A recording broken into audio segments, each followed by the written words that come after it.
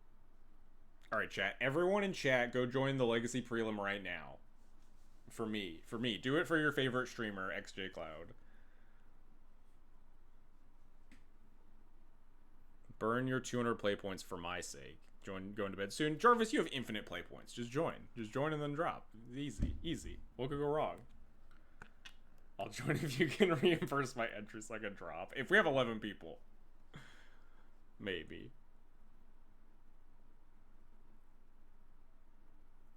Play Mom to show respect for the not supplemental cards still in my deck. True.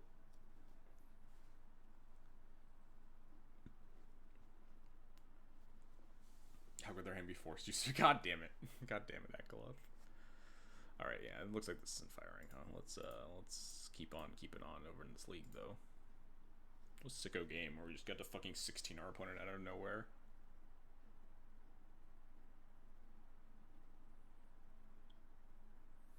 Obviously, like most you're pretty happy in that position with like any D&T deck where your opponent wheels you both, and you're there a Jeskai control deck with 4 lands, and you have 7 lands in play, and you get to untap first with the wheel. Like, you're winning a lot of those games anyway, but it was just really sick that they were literally dead that turn.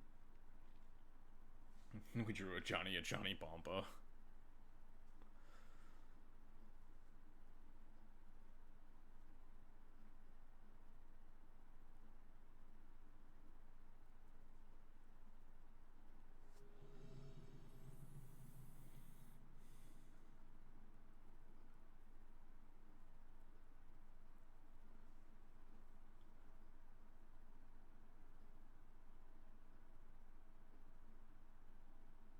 The worst part about getting Dason doing is having to re-sleeve my... Yes, that is true. I always have extra sleeves in my deck box, but I've never had to re-sleeve it in paper yet. I've never had it shuffled on a Days Undoing or like an Endurance or whatever. Oh no, we're dead. Good luck, have fun. We lost the die roll. We'll get in turn 1 for sure. You're the Jeskai player. Good games. Yeah, definitely a rough position in that game 3 for sure. Good games.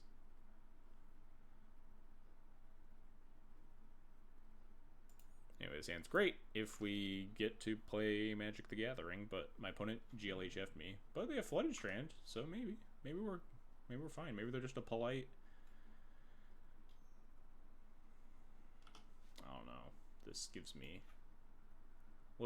any basic land phrenologists in chat? What's the ick on this island? I'm getting combo vibes, but I think I'm reading too hard into the good luck, have fun. It's Jeskai control. Yeah. This definitely feels less like a combo player island, I think. Vow? I don't see the vision on it. Tune the narrative. Alright, yeah, they're just the fucking, Tune the narrative. Go? Woof.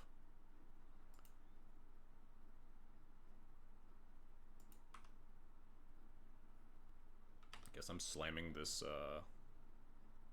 Spirited Labyrinth.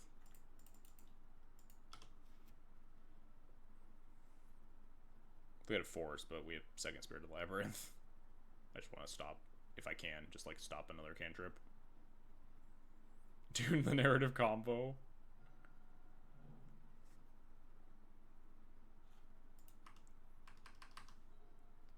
Force pitch, chase the Mind Sculptor. Yeah, that's what we wanted to stop, but oh well.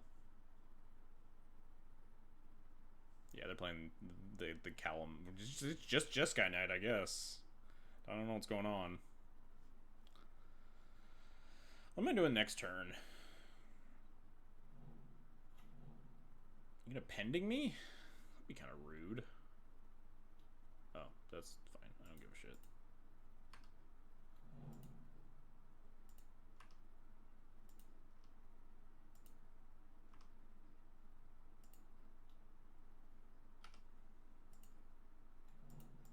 Do we very conspicuously cast this as Johnny with the Violon too and just signal that we have the Spirited Labyrinth to blow him out? I think we do.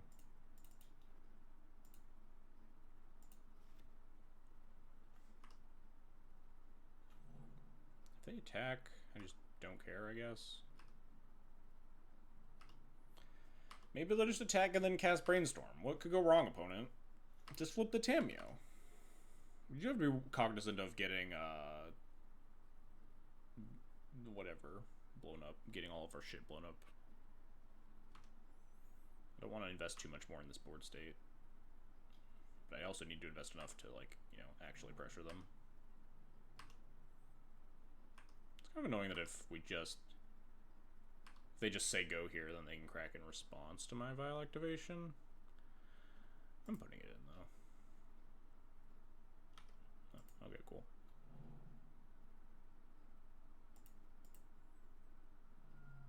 Guess I could just get Goblin Broadside Bombardiers, huh?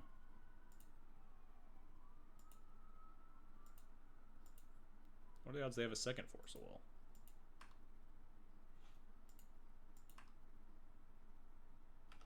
They have 5 cards in hand, so reasonably high, but it invests a lot.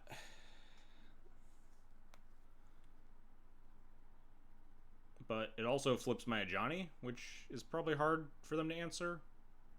It also just lets me go face if I just plow this Tameo now, which is kind of cool. Just like deal them a shit zillion damage. David J. Lemon, thanks for the follow, appreciated.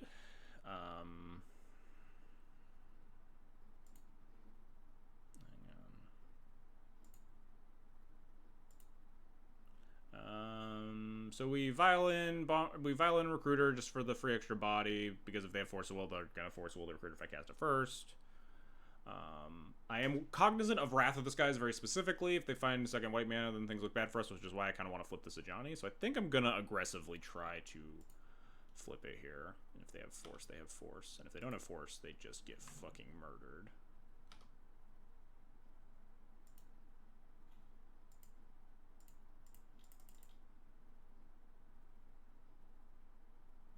Dang.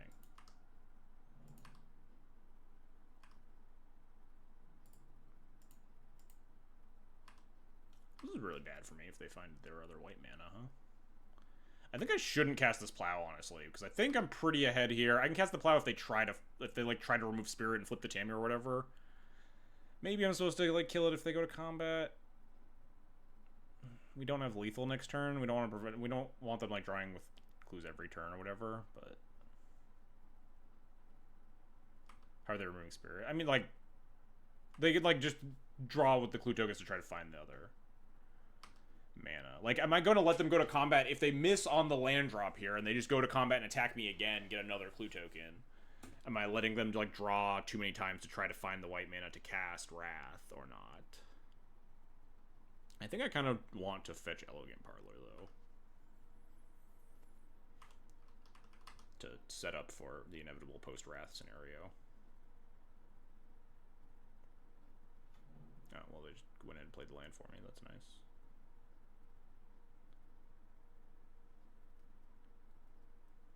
Maybe I plow now.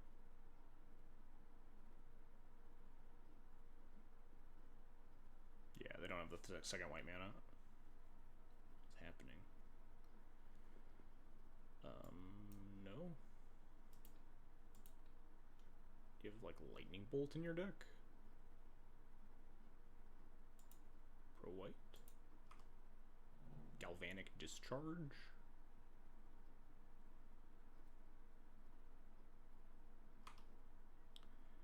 Yeah, I'm gonna kill this.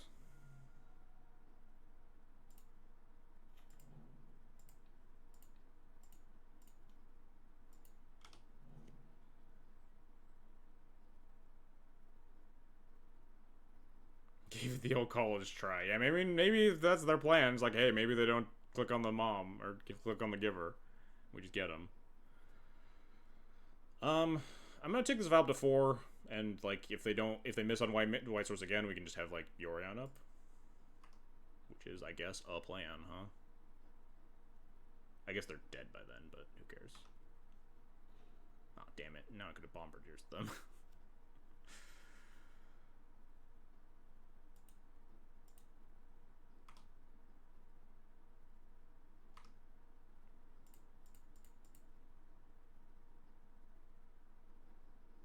This is 3, 6, 7.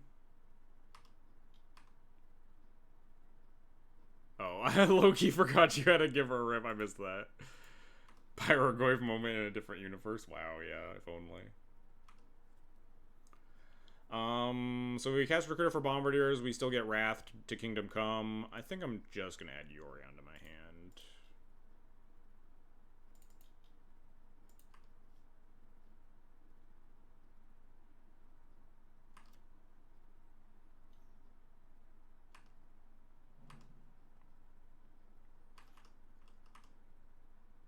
Terminus? Just blind the Terminus? Okay, no, they just have the Miracle Stop. There's the Wrath. If it's Verdict, Bomba still kills them. Oh, that's true. Yeah, I didn't think about that. But it's almost certainly Wrath of those guys. They only oh, no, yeah. They can only cast it for X equals 2, but they can pay extra energy. They only have 2 cards left in hand. They're at 4 life, though, so I feel fine. I think I'm just going to recruit Bombardiers. Maybe I recruit, like, a Johnny or something? They have 2 cards. Maybe, actually, I just like recruit Stoneforge for Cauldron versus 2 cards in hand. It gives, if they kill the Stoneforge, it gives me just, like, the Recruiter still in play to Yorion.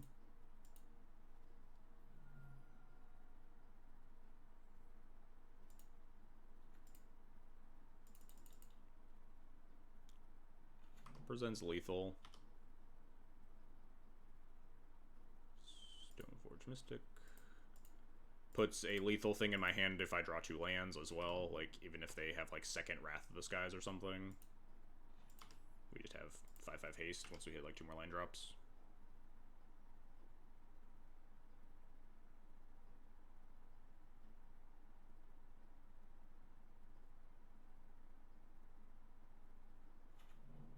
Sanctuary, back the Wrath. Cast Cantrip, cast Wrath. Certainly not bad.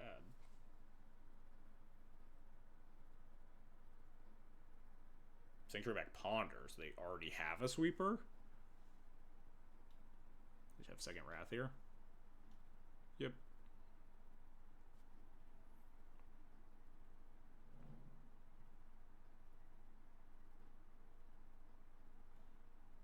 I don't think I'm gonna cast this Wasteland, or use this Wasteland, huh?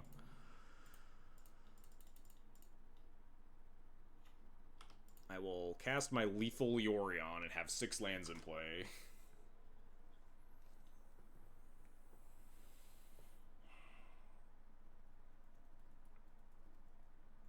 Man, I don't think I shouldn't have taken that vial up.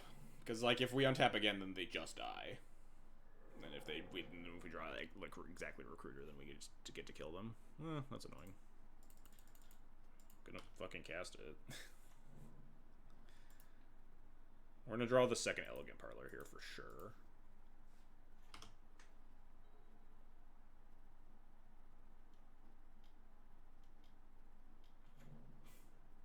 Land, please. Pretty please. Oh, thank God.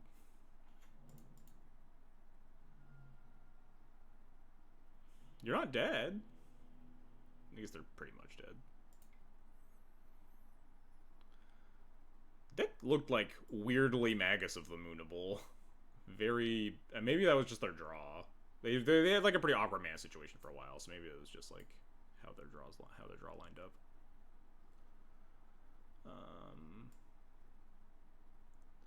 If this is Callum's deck, it like had Terminus in it, right?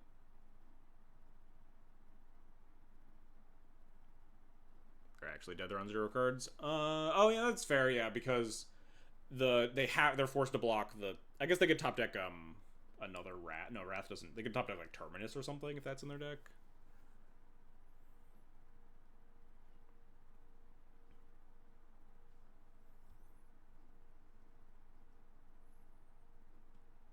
That'd do something like that because Wrath doesn't kill the culture token. Callum's deck didn't have Plateau and Sanctuary. Yeah, I suppose. Or Tameo. Alright. I don't even know if Callum's deck had a Triumph in it. But, like, I think we'll start on the assumption that Magus is not good in this matchup, and we'll maybe reassess after we see a game 3.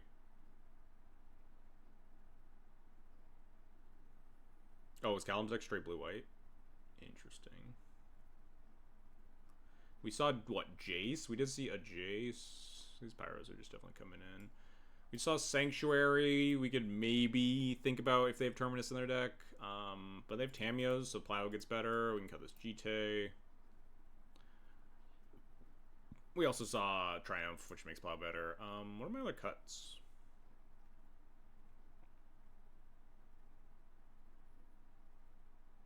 All the cards, like, we could shave down a little bit on Plows. Maybe board down, like, the Giver stuff. Like, these protection creatures aren't very good versus Wrath of the Skies.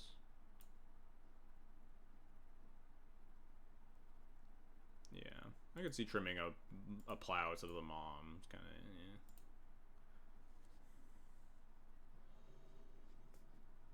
But yeah, the Giver definitely seems pretty bad, because Giver's at its worst versus 2 removal spells, which this deck is more likely to have than most.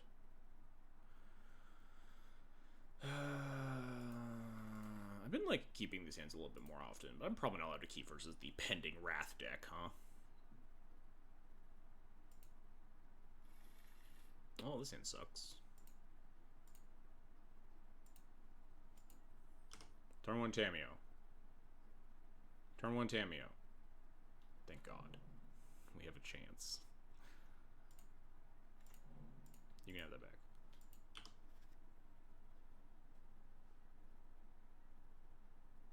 I will not Solitude the Tamiyo. If they cast Tamiyo plus Brainstorm, we can just Red Elemental Blast it. If you don't cast it, even better. Oh, shit. Banger draw. I think I want to just cast Aether Vial, like, Plains Aether Vial, hold up Karakas, rather than, like, play Vial, fetch Surveil Land. We just, like, don't really even need a Surveil Land right now.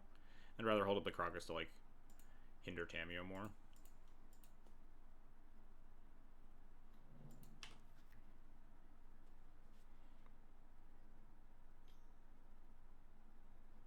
Yeah, sure.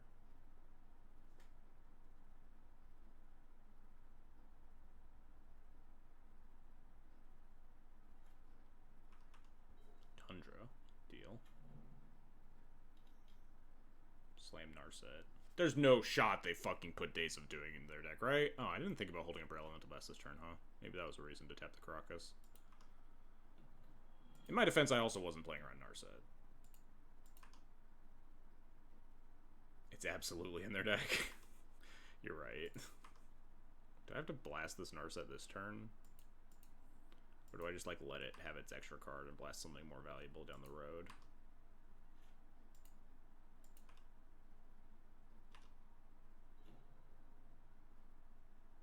We played against Jeskai Days of Doing the previous round. This deck has, like, looked a lot. I don't know what was in the Four Seasons deck, but this deck looked a lot more like Tune the Narrative, Wrath of the Skies, energy stuff. I think I'm just gonna let them have this.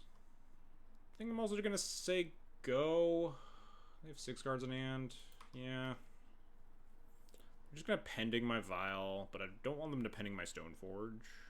I think I'm gonna say go.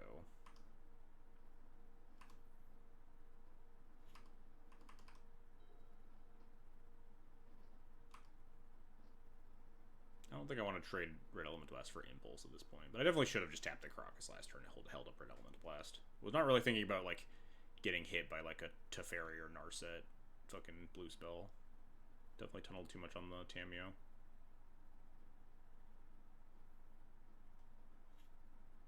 Pending the Vial, do it. Yeah, sure, tune the narrative. That's fine. Pending the Vial, you got it. Hey, Eleonora Isabel, thanks for the follow, appreciated. Dead. Gone. Why did we skip turns instead of playing the Mystic? Because I wanted to not play into the Prismatic ending. I'd rather than Prismatic ending my Aether Vial. Didn't want to play into, like, a Wrath of the Skies either.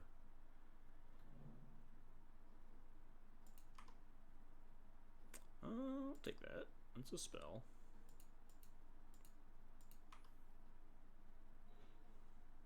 I think I'm gonna Stoneforge here. Lets me continue to hold up the Blast if I want to. Or, like, fetch the other Elegant Parlor end of turn here. I'm just going to Stoneforge for Cauldra, and then watch my Stoneforge get killed, and that's fine.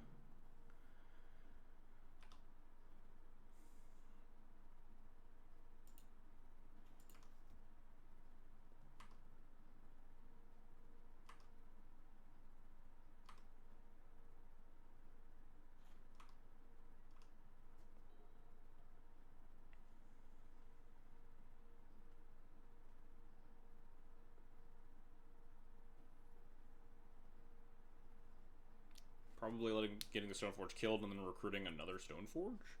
I almost want to blast that Brainstorm. Maybe I'm holding on to this blast for too long and I just need to like launch it at anything that moves. But I kind of want to cast it on a spell that costs more than 1 mana. Like we know our opponent has like Chase the Mind Sculptor and shit in deck, right? I'm just getting to untap. It's kind of correct.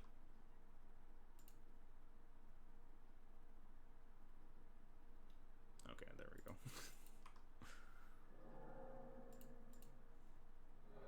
Give me hope. Fetch the other Elegant Parlor here. I do kind of want more lands, but I think I'd rather just find more spells. Just naturally just drawn to more stuff to cast. That's stuff to cast. But again, I don't think I care that much right now. I'm gonna fetch the other basic planes. I don't think they're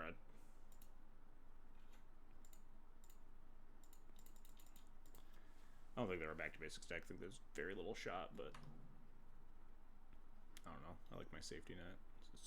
Stifle? Oh, that's fine. I don't really give a shit about that.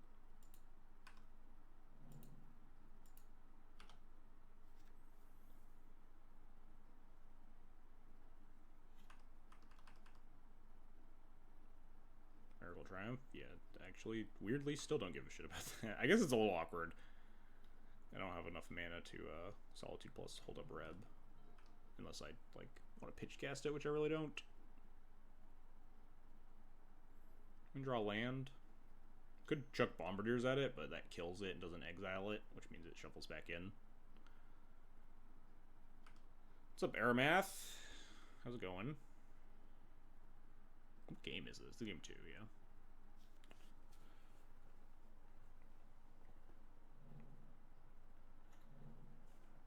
You got it. Might have blasted that Brainstorm. Yeah, I want to draw land here and hold up, yeah, Solitude plus Reb. That's what I want to do.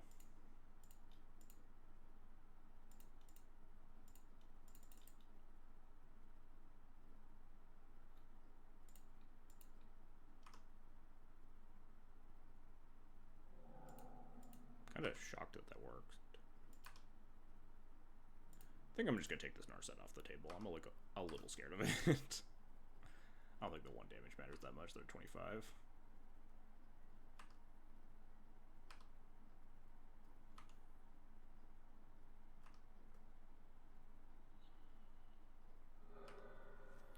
Fetch second Mystic Sanctuary.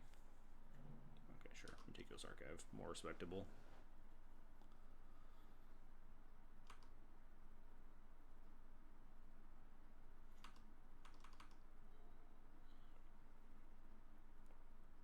What am I doing next turn? I don't really want to cast Bombardiers into like the mono Wraths deck. Maybe just pick up Yorion. I could potentially cast Cauldra, but Jace? 4. No, this can't be 4. This is Wrath. Okay, that's fine. Notably uses up all their energy. I don't know how much that actually matters. Probably not a lot at this stage of the game. 1, 2, 3, 4, 5, 6. I don't want to fetch because I think I will slam Cauldra if I draw a land. Now what? Got a Formula Bomba and fling the Formula tonight. Figured I'd share that. That's the dream that I want to live one day. I haven't yet got to. 1, 2, 3, 4, 5, 6. Probably just Recruiter a Johnny here. Shields down on the Reb this turn. I don't know how much that matters.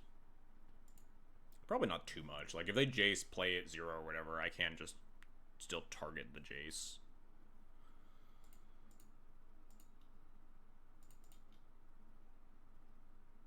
Potential Formal War moment. Yeah, I thought about Stoneforge here is pretty nice. Like, Stoneforge here, get Formal War for this Recruiter of the Guard, and, like, re-threaten the Cauldra.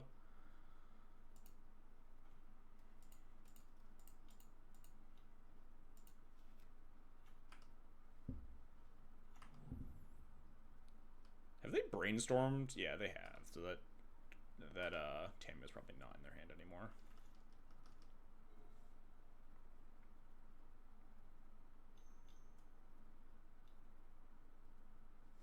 Teferi Time Raveler, sure. Kind of a card that I would probably reb, but it's not super threatening on this board.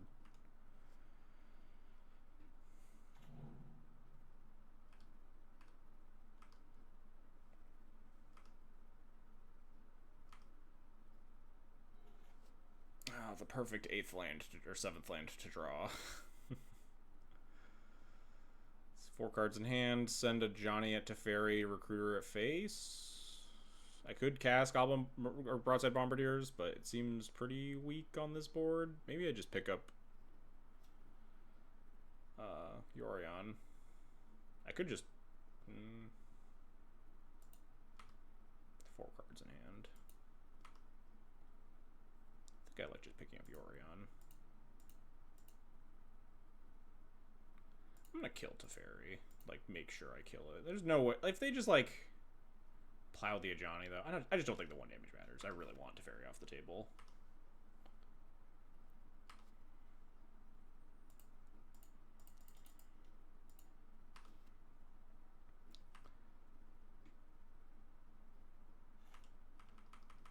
I'm worried that we're taking too long and we're just going to be playing into, like, a giant 4th Aerlingus or whatever. I don't like them fetching. They have so much mana in play already.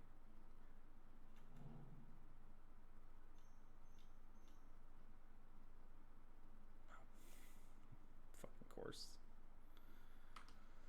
Why would you cast Jace the Mind Sculptor when you can just play the lottery? 3? What does 3 do? Mana value 2 or less, so you can get back like Wrath of the Skies or a cantrip or a plow or whatever.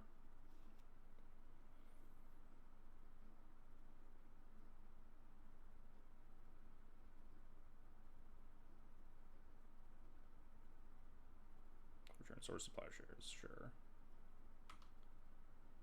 I kind of want to bait them. Caracas the Ajani and then untap and cast Bombardiers.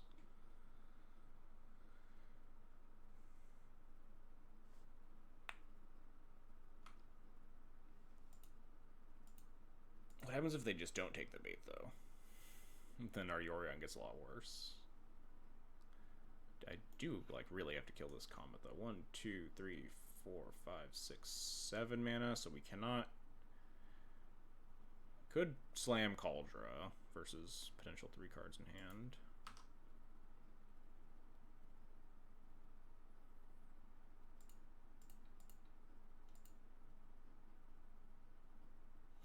Yeah, they didn't take the bait.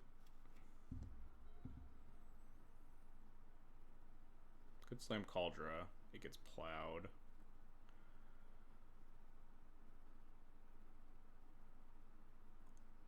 Could slam a Johnny plus Bombardiers. Bombardiers gets plowed. A Johnny doesn't do a ton. Board state gets clogged up by squirrels, fairly likely.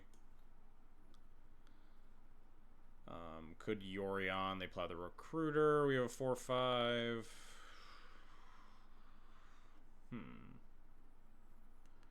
Tough. I need to be a little cognizant of my clock.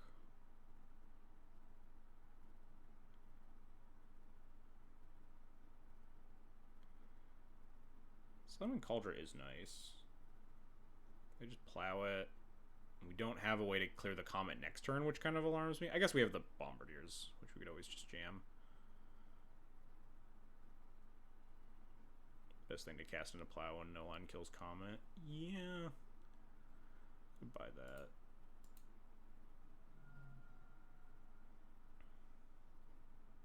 shouldn't have tried to bait them. I don't know how much the difference is between this thing at 3 or 2. Kills itself with the minus.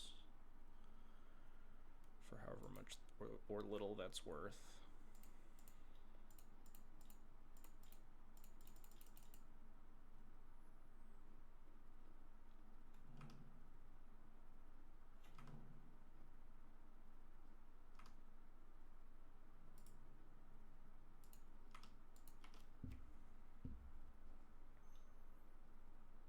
Yep.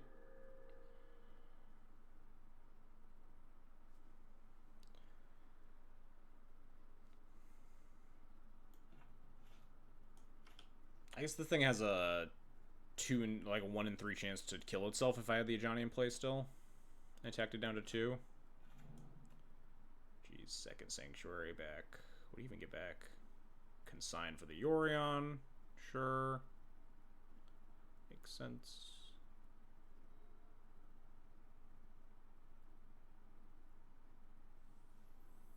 Let's roll the dice.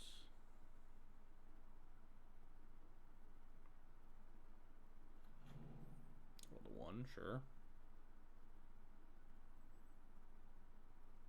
3 cards plus Consign in hand. I'm going to cast Broadside Bombardiers into Johnny, probably.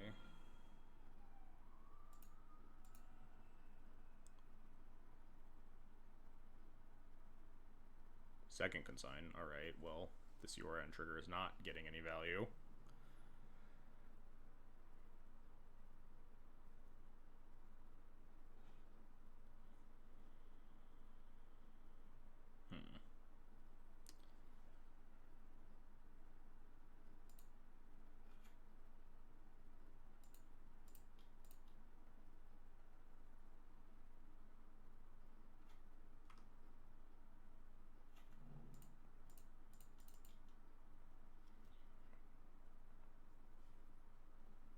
Now I need to figure out what the fuck I'm doing at this stage of the game.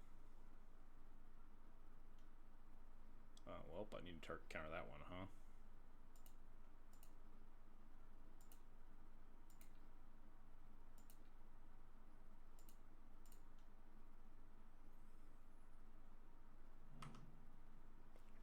On clock, Jesus. What on earth do I have to do here, huh? Kind of a disaster that these squirrel... I guess my opponent has 3 cards in hand. They can consign the Ajani flip, so I can't flip. I could just throw Bombardiers at Comet. Or throw a Recruiter at Comet, I guess. Send both of these at Narset. If they double block here, it sucks, but at least we clear the Comet out of the way. Narset's still at 3, but we have, like, a Johnny. We have this Cauldron Complete that we can just actually activate. It's gotta be, like, our best line, I think.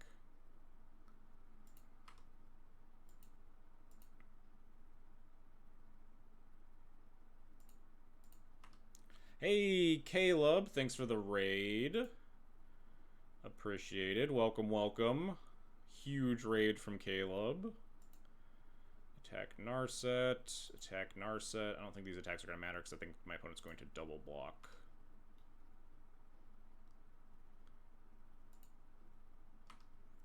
My Broadside Bombardiers.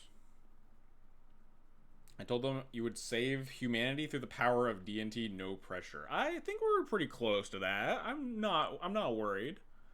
Definitely not at all concerned.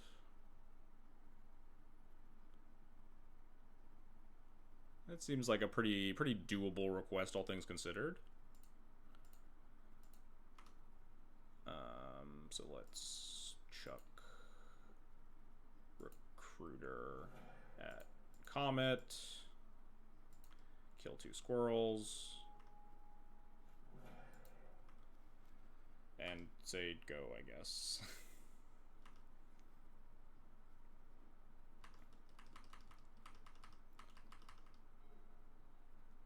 I guess I'm suiting up the Sajani with a Cauldron Complete. 1, 2, 3, 4, 5, 6, 7. Good to hold up Caracas for it.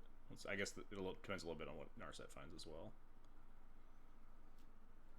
We are playing some red-white cat and taxes, exploding kitten taxes, Ajani, Nakatl Pariah, and Broadside Bombardiers.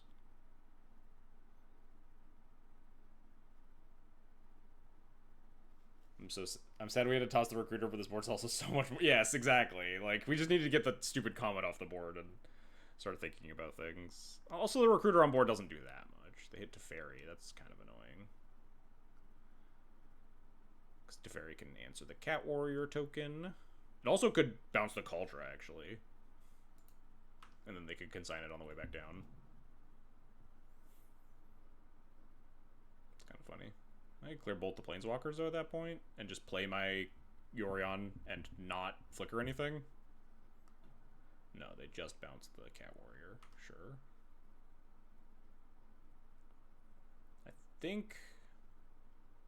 I guess I'm not going to suit up the Ajani this turn, because I'm just going to attack the Teferi. Just cast Yorion.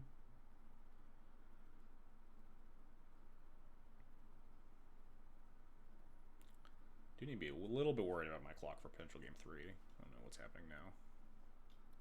Oh, that's pretty bad for me. Just bounce the Ajani here.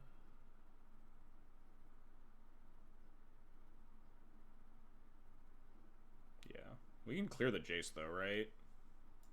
We just replay the Ajani. We have 9 mana. We can replay the Ajani and equip Kaldra. So it would be a good moment to, like, resolve Yorion flicker things, but I don't want them to untap with a Jace the Mind Sculptor.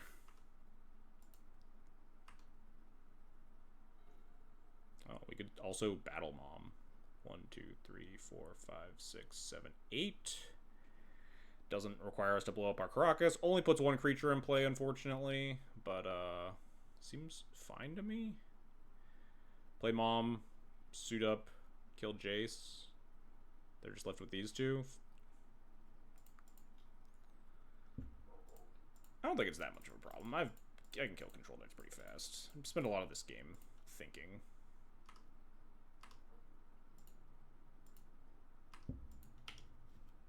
Seven and a half minutes is plenty of time. I do kind of have to pee, though.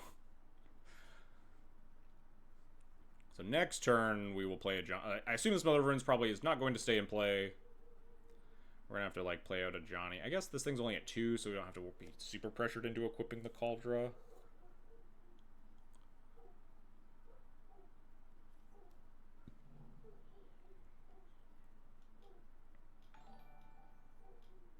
Yeah, draw 3 is pretty good. Hey, Comrade Crabcake, thanks for the 9-month resub. Much appreciated.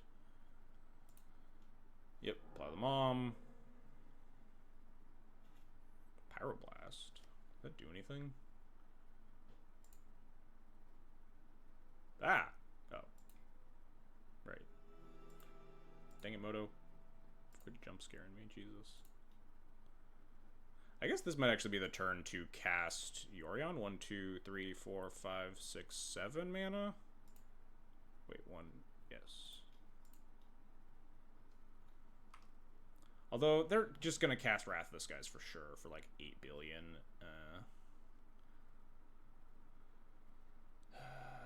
That's pretty bad for me.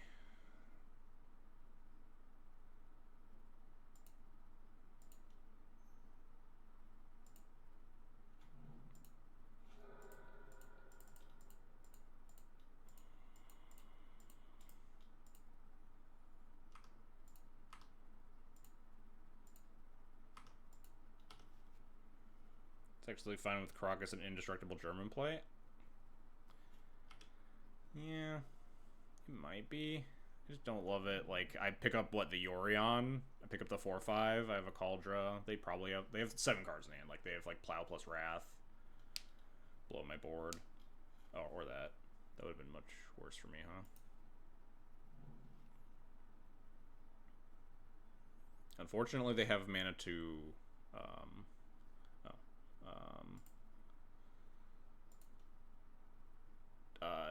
double consign, so I can't flicker the Cauldron and, like, Blast. So I'm not going to flicker. I could equip an attack here. I don't think I want to.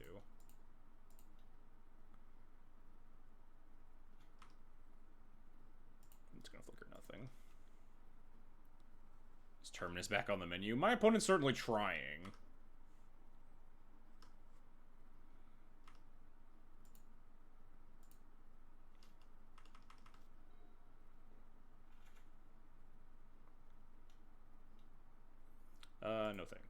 This is probably gonna get countered, but actually, I should destroy the Narset. I'm wasting my time. I'd rather both of us get a refill, honestly. But this is just gonna get like Force of Will. It's not gonna matter.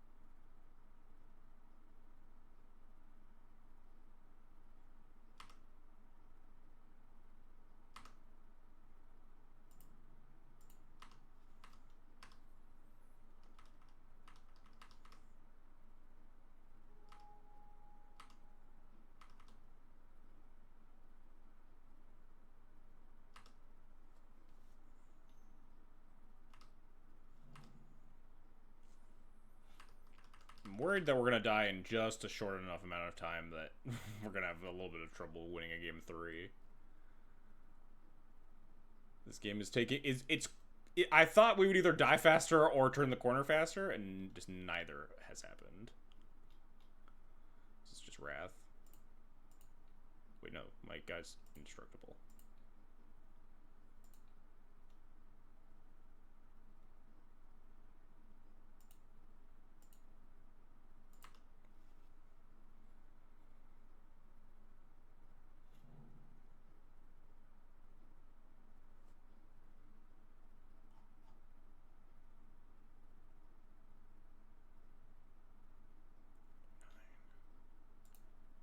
Sure.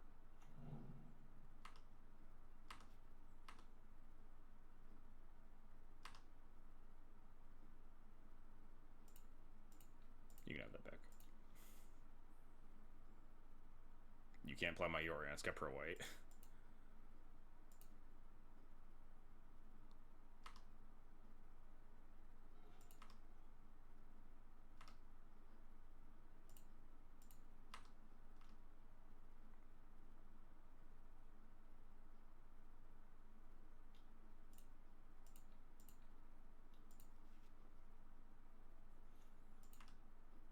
Do I play around Consign here? Oh no, hang on. Fuck. I should cast Wisp instead, because my Karakas is down this turn. I'm gonna flicker this.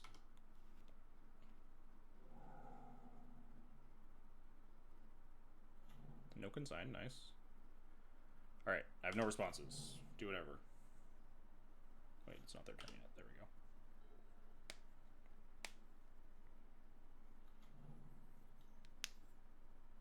Sure. Flip the Tameo. You got it. Second card drawn. And Skyclave the Tameo. Sure. Oh. Huh. Fuck.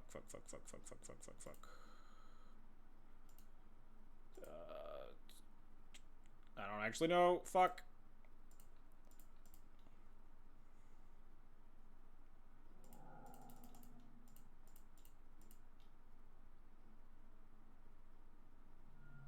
There it is.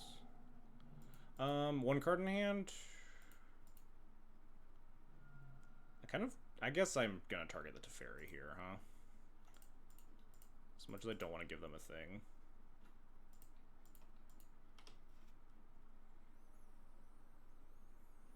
I also don't want the Teferi ticking up.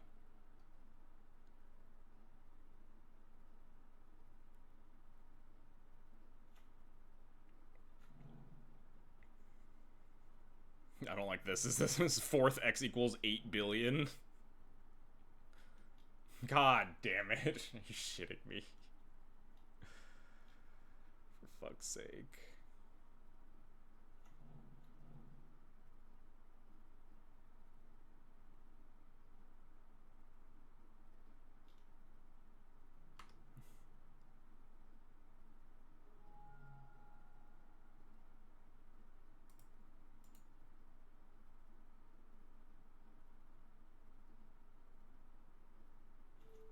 was trying to quickly, like, think about if I had, like, actual any outs, but I definitely don't. I can win a game in 4 minutes. Oh, Bomba. Okay. Good thing I waited, I guess. But we drew a Johnny, the wrong half. Don't want to change anything after that game. I don't think so. Almost want to board out Vials in a 4-minute game. Am I allowed to do that? Board in Giver, Mom. 2 Magas. Probably not worth.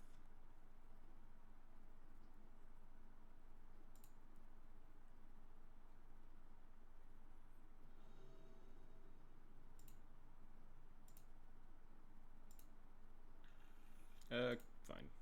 And lands, spells, etc.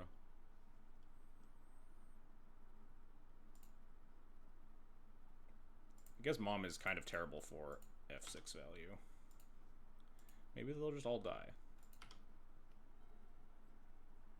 My opponent will go turn 1, Tundra, Ponder, Shuffle.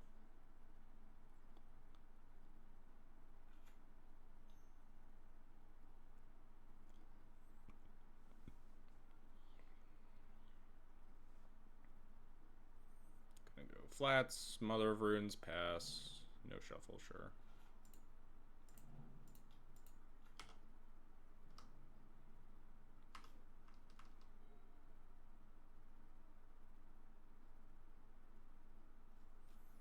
I guess second Mom isn't even very good here, huh?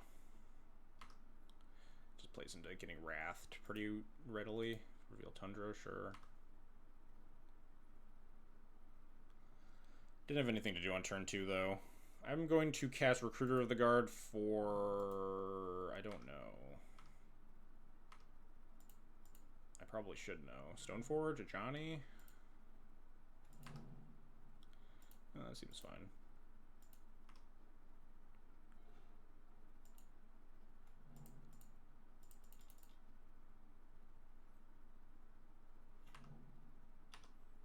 I think Stoneforge kills better than a Johnny. My opponent has so many cards in hand, though. Battle Mom. Don't think we can, like, plan for a Johnny length game. I think I'm planning for a Wasteland there. Tundra. Hold up Pyroblast. Sized game. Unfortunately, I cannot, and now I can't play around Wrath. Which means we just cast Spirit.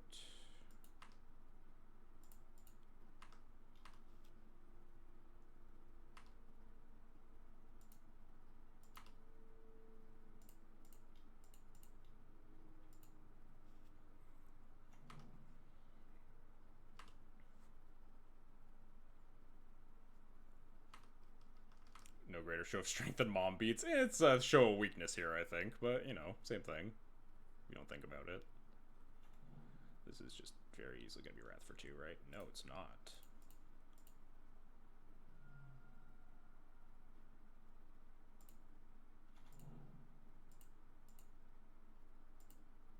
I hate trying to cast Pyroblasts on Magic Online. Why do they make it so hard? Do I just jam here? I think I have to.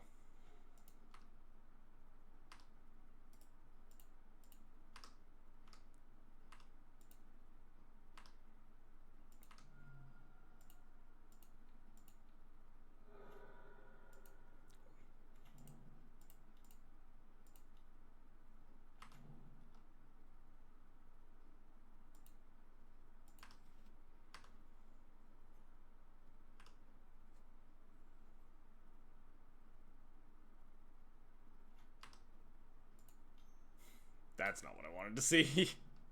That's really not what I wanted to see. Hopefully they don't find it. Nope, they found it.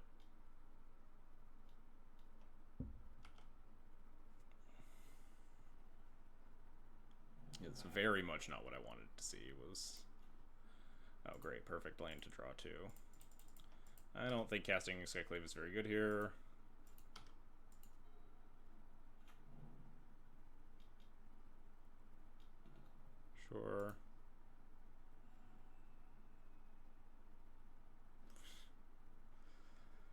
also very bad for me.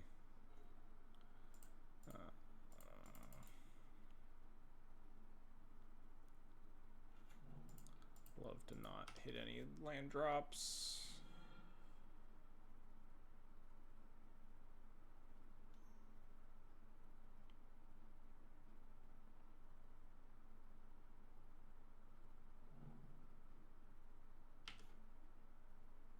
Terminus. The old Terminus Jace on 5 mana play, huh?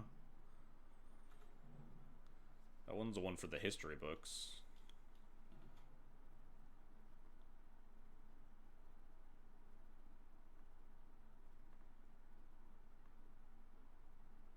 Yeah, Terminus into Jace. What year is it? Let's Sash, I think. Why would they Fate Seal me? I guess it just doesn't matter.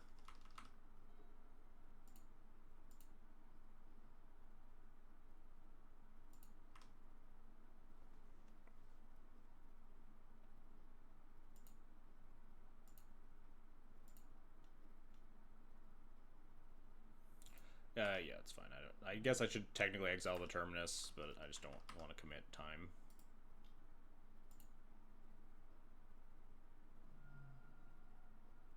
But we'll probably get, like, Sanctuary into that Terminus and be sad about it.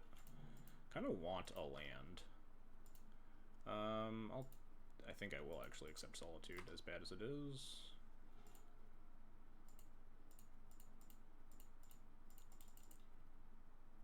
Super Mario, how's it going?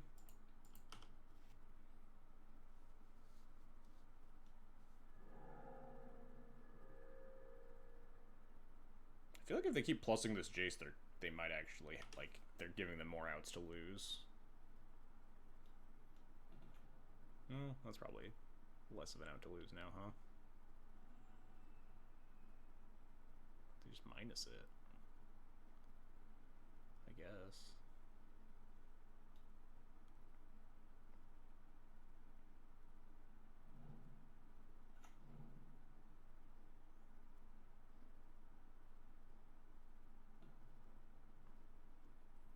Continuing to plus this Jace.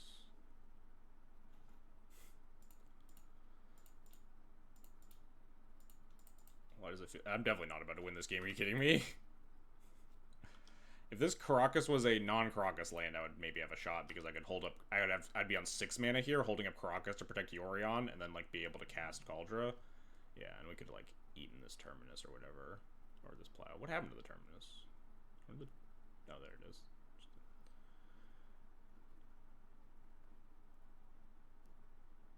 I think we can just pretty safely concede.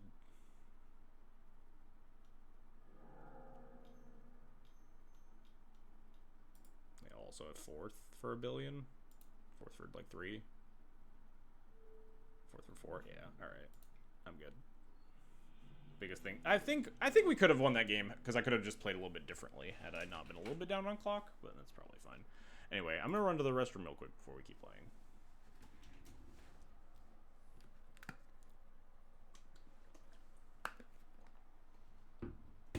Should we do the giveaway now? We'll do it for one more round. Give away some play points.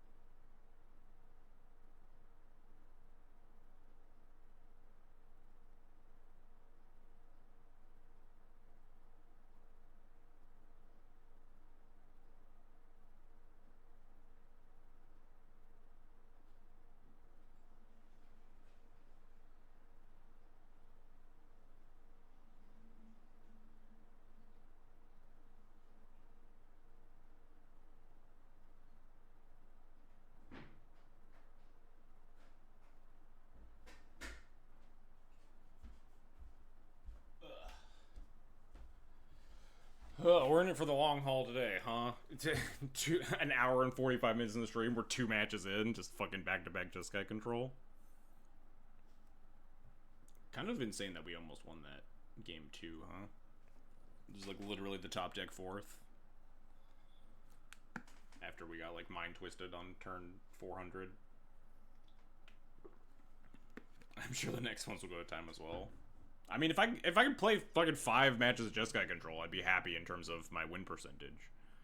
Probably not happy in terms of the amount of sleep I'm going to get tonight. This hand sucks. Keep. I don't know, surveillance are kind of busted.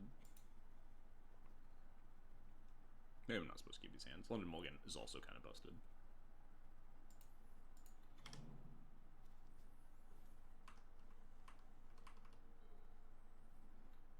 Oh no, another basic island ponder deck. This is a fucking control player ass island. Look at this shit. Oh, this is Outlaws? Really? Wow. Definitely looked like way more like Jeskai Waterfall at first glance.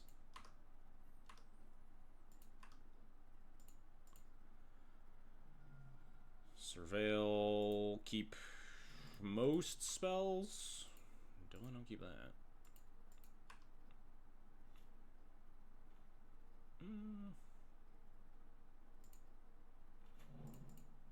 Yeah, I'll culture check. We have Caracas Ajani for turn 3.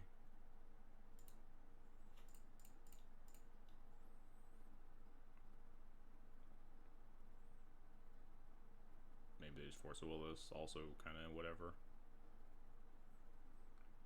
Alright. Fair enough.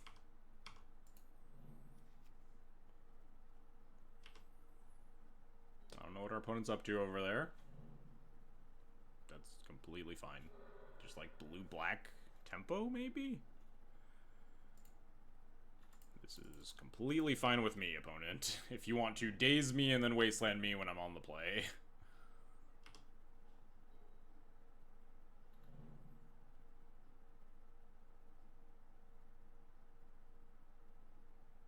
They just like never kill a Johnny here too, right? They just never play around Caracas.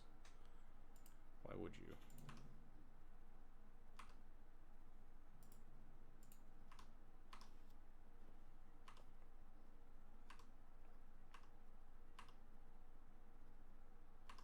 Surveil land.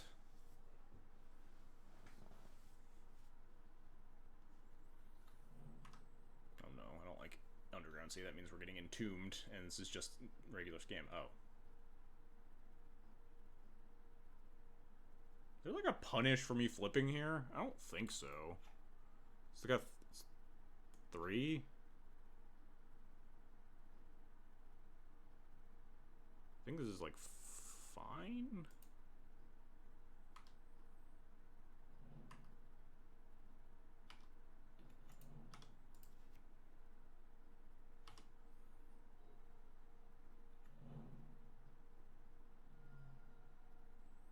It's just like Merc. Merc would be pretty annoying.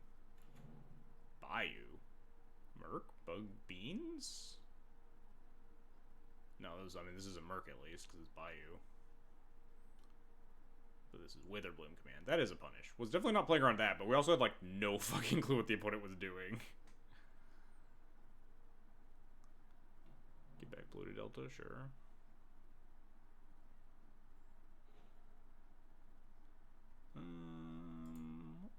Pick up Yorion here. Get a Surveil land.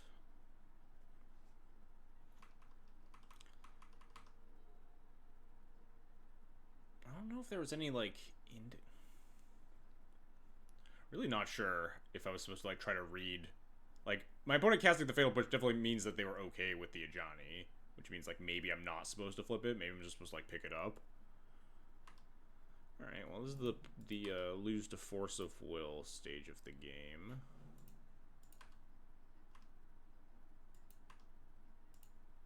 Where we put Skyclave Apparition on the stack and then say, please do not cast Force of Will.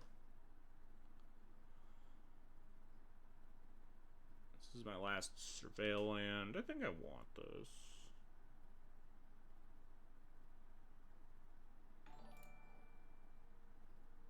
It's really bad against orcs. Hey, Green PM33, thanks for the resub. Appreciated. 28 whole months. It's better than a random card in my deck. I think it is.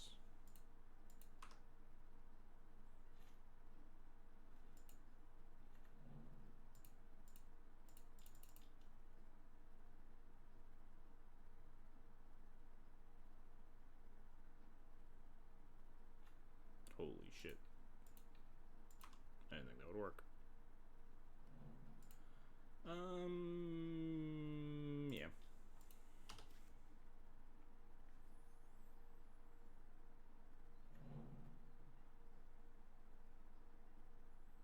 Next turn we could potentially Yorion with Caracas up. It's like another push. Push Mom would be... I don't like push Skyclave. It means that our mom's getting orked.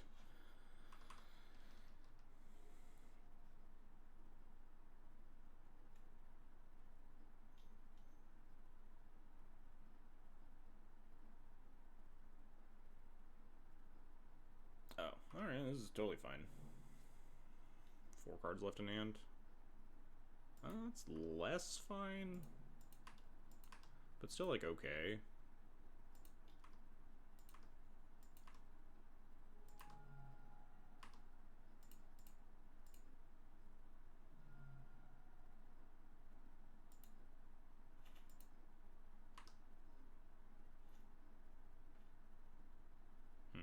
Sash, not super helpful right now.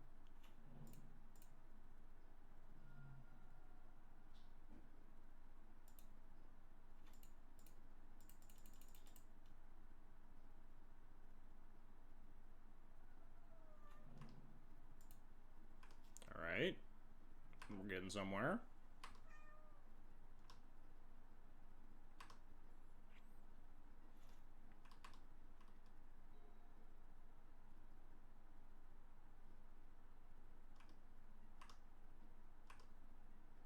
You're in a block. Yeah, like, they have to invest a lot of cards into this.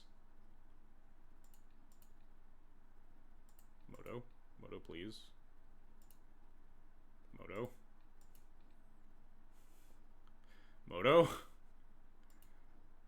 Moto, I'm allowed to make this block. Oh, Jesus. Alright. You're on block. There we go. We got it.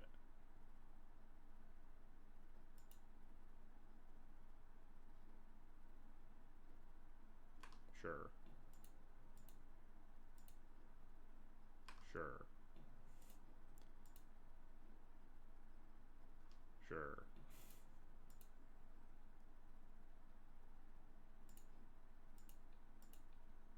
Alright, now we just try any removal spell and we instantly win the game.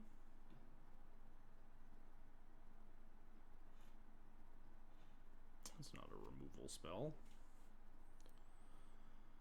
I think I just have to keep playing this Yorion game for a little bit. I could, like, try to get a GTA online, but it's, like, kind of really hard. I think I'm kind of fine to run this back for at least a little bit. Just, like, Recruiter wins the game.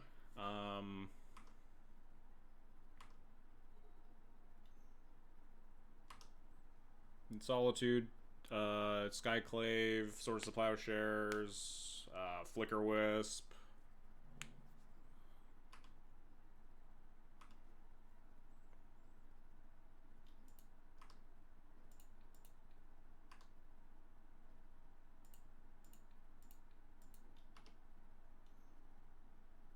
You have, like, Murderous Cut.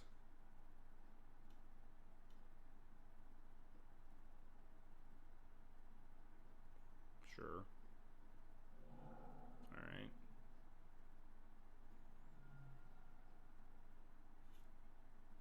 Oh, there we go. We win the game.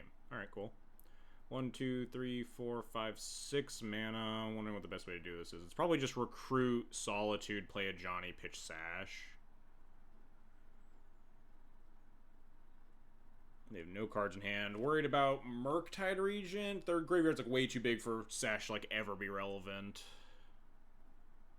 Would rather just get shit in play to, like, block the illusion, put GTA on stuff. We could, like, recruit Skyclave, but we're at pretty low life total.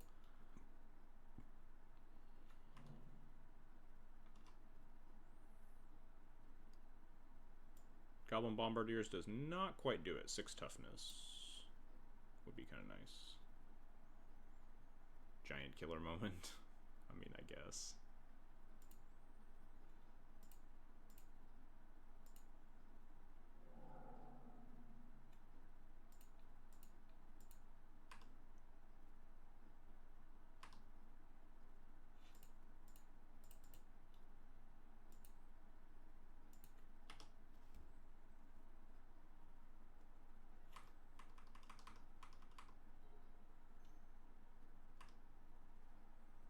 Ponder is good because it means that they can't cast like Murktide Regent.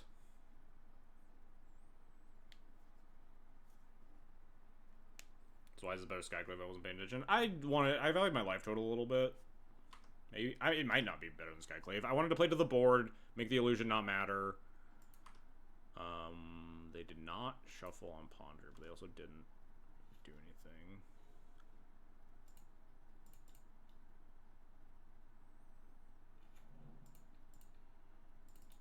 Suit up.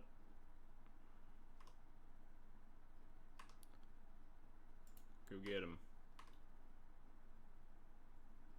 You have an Ajani to just mo. Yeah, but like I have an Ajani next turn, right?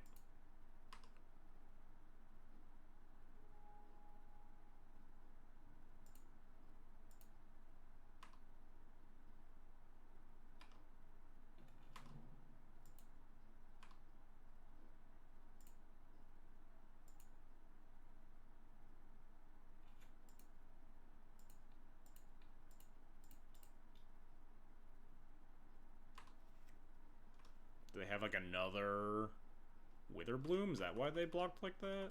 Kind of don't care. There's Murktide. But now we have active GTA and also we just have Recruiter. I think just Recruiter Bombardier might kill this Murktide. I guess they could have a card to interact with that in hand. We'll just see what we draw, huh? Oh, well.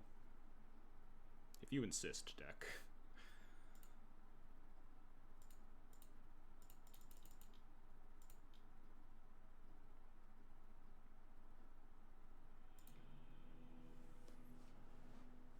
Alright, we take those. So that we saw basic swamp, basic forest, but this deck is definitely more susceptible to blood moons in general.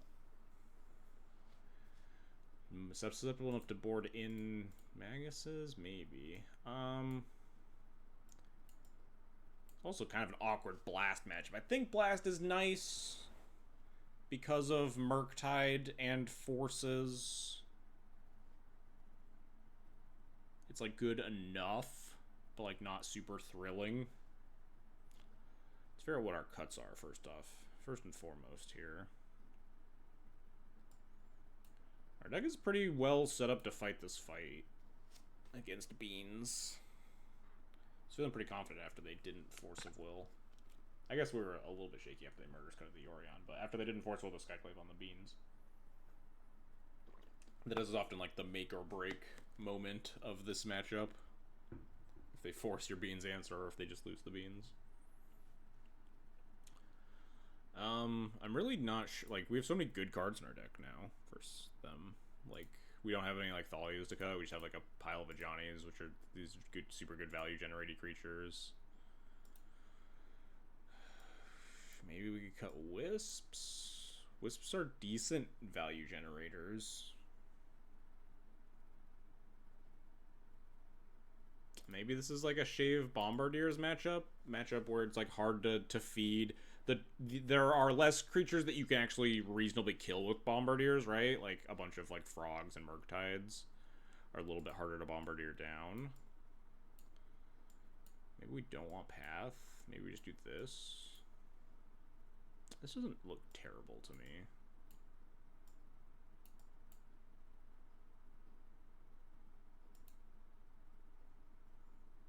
Maybe Giver sucks in this matchup. Giver's okay. They have,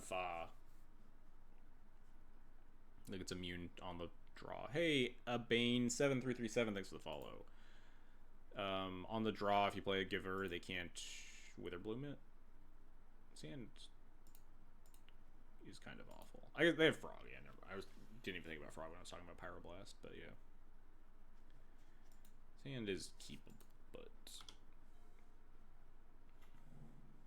pretty mediocre. Fetch some Surveillance. We have a lot of answers like Frogs and Murktides. We are severely outgunned in the world that they just have like turn 2 beans, but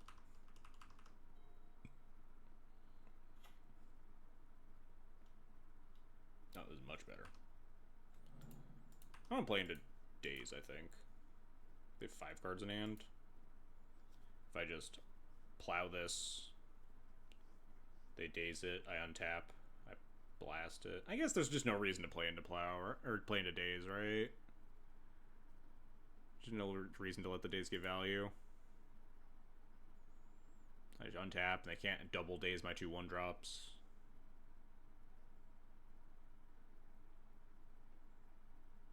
If they have, like, Daze plus Force, then I just don't care that they're drawing a card because they're burning a million cards. I mean, always play around Daze isn't necessarily true. If they don't have Daze, it'd be nice because I could just plow this untap, cast Stoneforge. But they milled a Fatal Push.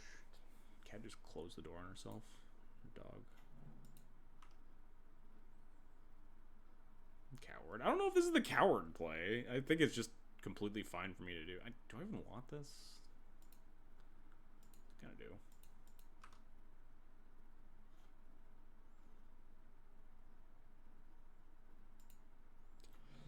Is there ever a reason that I would blast this before plowing? I think I want to blast it. Plowing this versus a Murktide's nice, but are there like cards that I really want to plow versus them that I can't blast? If they have like Barrogoy for something, I don't know what Beans lists play lately. I think I'm just going to reb this just by virtue of. I should have played Marsh Flats. Oops.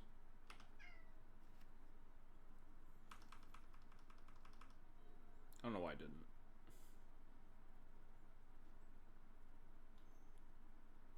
These days they might not have as insanely good right now. Is it? Does it do anything? We can just cast a 2-drop with 3 mana next turn. Get out of here. Get, shoot. Like, I wouldn't play around Daze in a scenario that I can't afford to play around Daze, but like this hand could pretty readily just play around Daze every turn for the rest of the game, or maybe not for the rest of the game. Who knows what's going to happen? But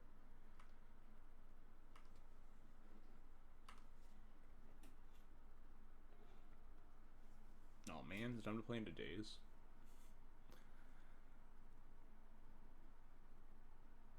I think I'm okay exchanging the Aether Vial for a Daze, not holding a Pyroblast.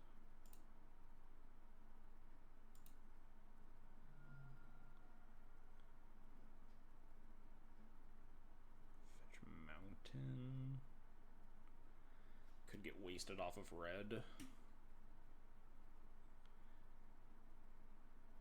You could be making a Cauldron. You know as well as I do that our Stoneforge was not untapping. I mean, we could have like stalled the beans for a turn. Maybe we play the Spirit, gum things up that way.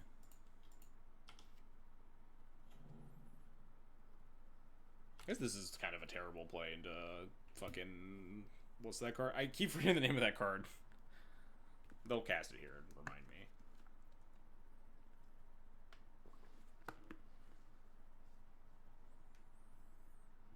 They certainly have the worst possible for me.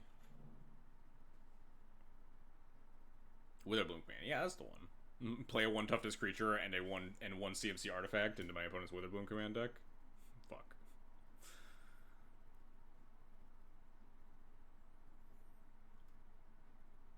Definitely shouldn't have done that. I think I should have done Stoneforge Vial or just not cast the Vial. I don't know what possessed me to make that really bad play. Recruiter seems fine. I could just continue to not cast the Stoneforge. Could just jam it. Recruiter's a little bit better on the mana.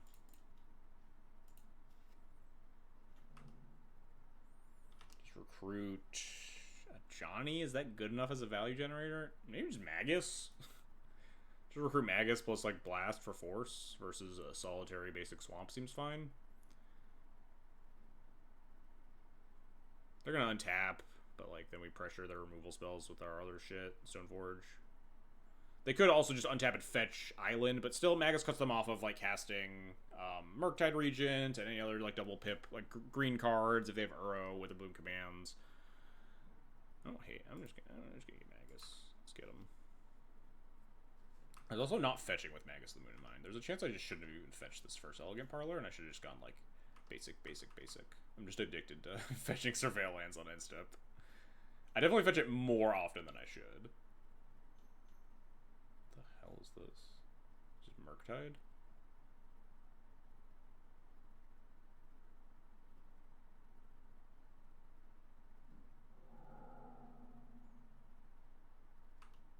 Now do we play into days? Turn 5.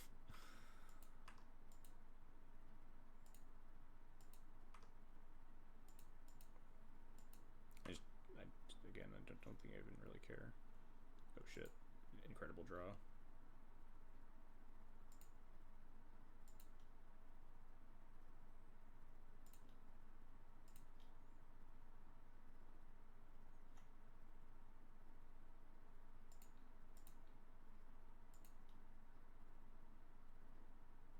Oh, this turns on like Fatal Push for them though. Yeah. So maybe I was supposed to play into days by playing around push. Whoopsie. I'm playing this game really badly. I don't know what's up.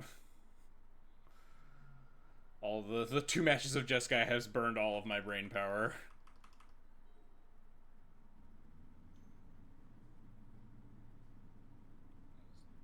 Just black. This is the greatest days I've ever seen. Like, we're... If we exchange 0 cards with a days that they may or may not have in their deck, I think that's fine. I think that play was bad. Like, if you say clearly yes because we get to play around Fatal Push, then that makes sense. If you say clearly yes, this is the greatest days I've ever seen with no explanation, it makes a lot less sense. You understand what I'm saying?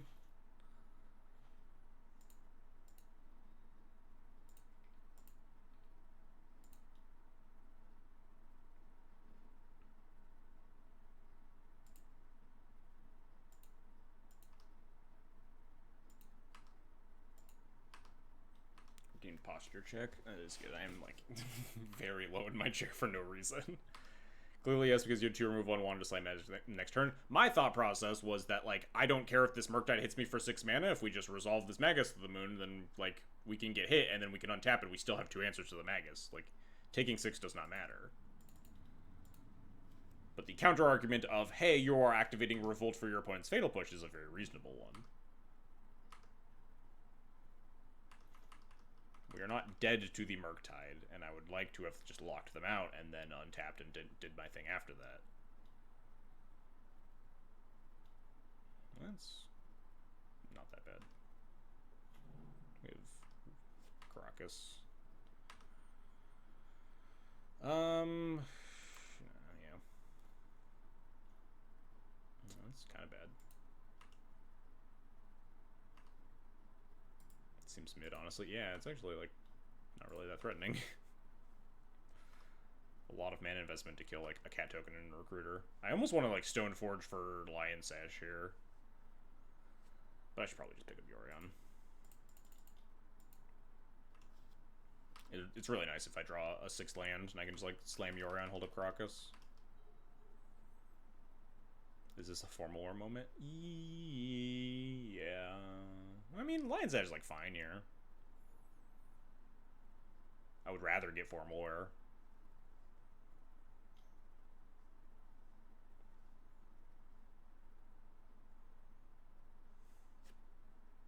I'm not falling for this bait a second time.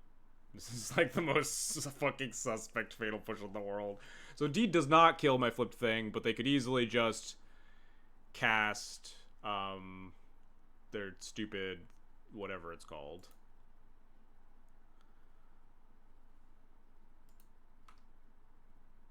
I think I just let this happen and don't flip.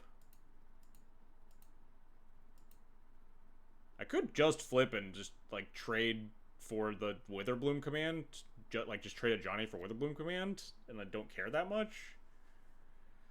But I could also just not flip, draw land, and like Yori on the Ajani.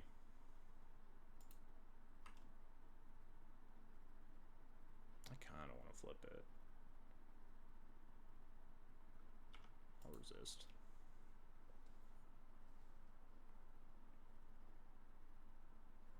If they like tap out, I'll just pick up. Replay. If they don't tap out, I will just attack them.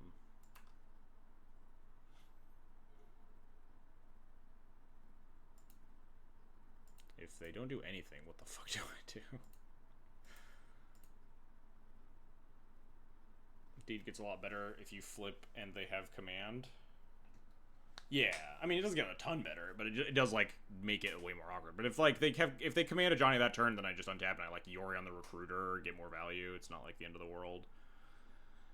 If I Bombardiers here, they Deed, kill 2 of my guys. If I attack, then what? I have 4 cards in hand. Do I just attack, play Stoneforge, say go? I don't like... My options here are, like, not super thrilling. Faffing about wasting a bunch of my time. I'm going to time out another game. What's up, Jared? How's it going? Like, do I just do nothing? I hate doing nothing. I think I'm just going to Stoneforge for Sash here. It's still not like a great Deed for them. At least it does like look good on the surface because we have this Caracas up. And again, even if they do blow up the Stoneforge, we're at 5 mana. We can get to this Cauldron eventually. Or they just have Force. I guess that's fine. Much better they force that than like a Yorion or something.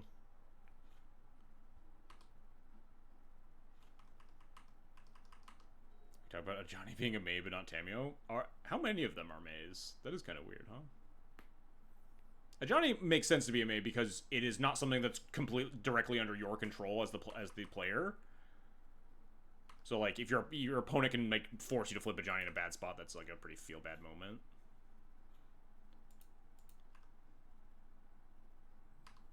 I would love to draw a land. But like your opponent, except for very like rare scenarios, can like force you to flip your Tamio, right, in an inconvenient moment. So I imagine most of the ones that are under your control are not Mays. This we're popping Deed.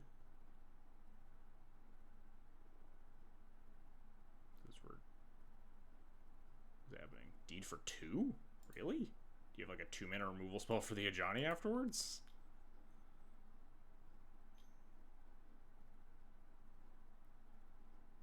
Why not?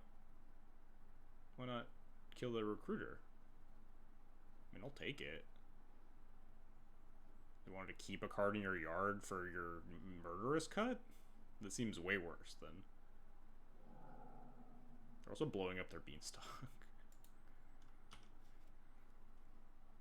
But, like, I feel like they'd definitely rather just exile an extra card and kill my Recruiter, right? I have Yorion in my hand.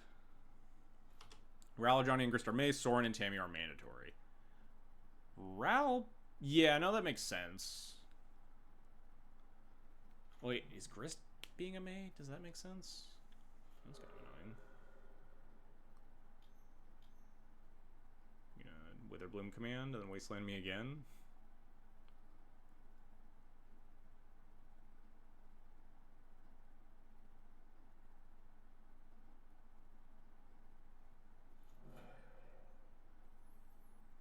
If I draw land, I'll just Yori on no value. Wasteland in hand. Bombardier doesn't do anything. 4 cards. We're gonna get Wastelanded. Play Spirit. Rel makes sense because, like, it is a card that gets better as you, like, storm off, right? They have Bowmaster here. Barf. I guess casting Broadside Bombardier and Bowmaster is also horrible. Edict, sure. A Johnny being May makes sense because we talked about it. I don't know if Grist being a May makes sense.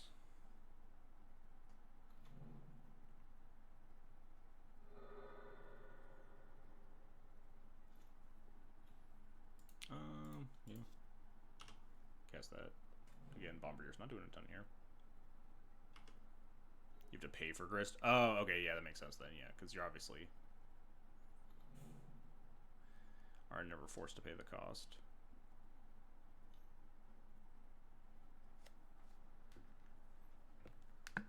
I played this game phenomenally badly.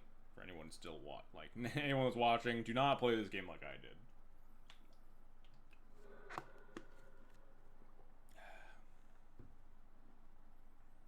I still feel like we're in an okay spot too.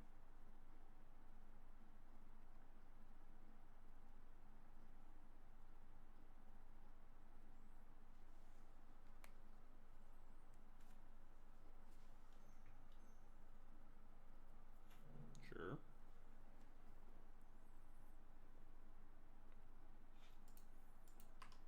Just send it with Bomba now. Maybe we'll draw.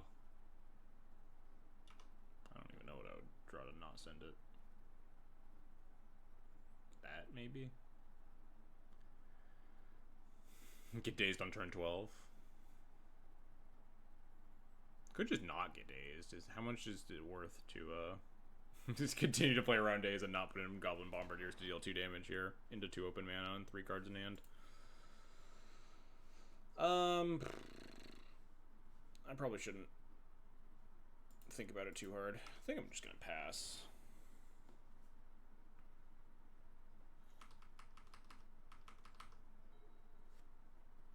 Oh, this is definitely on my opponent to take actions here.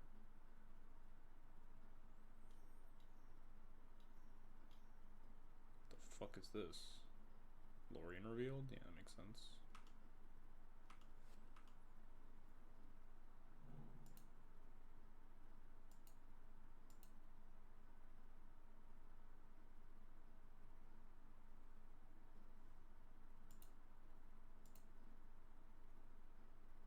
Starting to wonder if they have days in their deck, huh? Seen like half of it.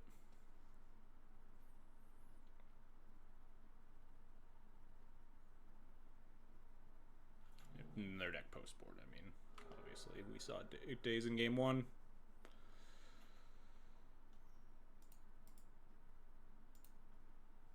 Alright, we get Active Mom. Not bad. Opponent's 5 cards and kind of bad. We have Vial. They're down like 3 Vial answers.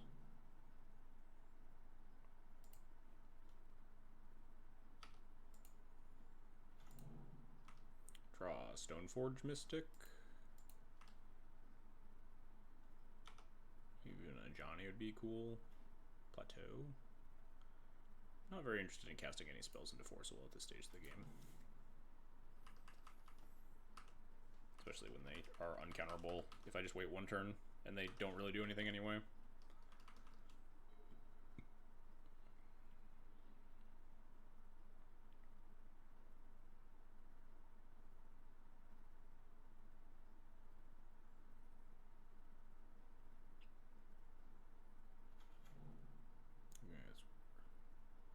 Completely fine.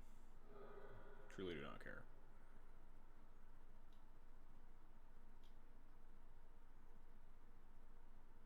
What's happening? This. There is a Barrowglyph. That is a card that I was thinking about earlier. In terms of like measuring when your blasts are good versus when your plows and stuff are good. Unfortunately, it means we're probably gonna fucking die, huh? Oh, well, we can at least try.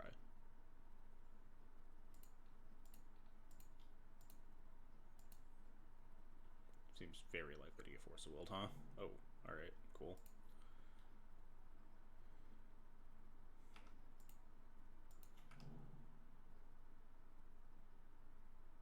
Go get him 2/2 haste. We know there are dazes. We saw them in game 1. We know there are dazes in the list. It just depends on if they've cut them from their deck for the post-board games. Sure.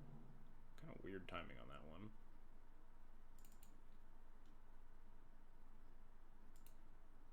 I mean, like, would you rather do this, like... Oh, I guess I just get to attack anyway, huh? Because they don't get their army. Just not sacking anything. They're probably gonna kill all my shit, but... This just looks like... Bug beans with frog. I don't really know if that has like a stock list. I didn't even know Pokemon used to play Magic. It's gonna have 6, huh? This get back Lorian? Seems pretty unbeatable. Could you get back, honestly, like Witherbloom Command? Murderous Cut? I guess that, like... Didn't I have 6 this turn?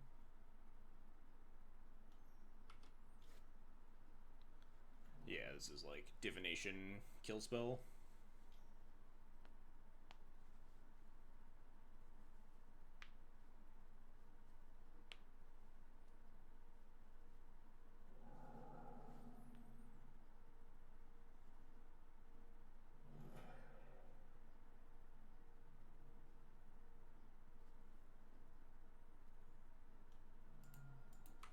Take this up, draw 3-drop.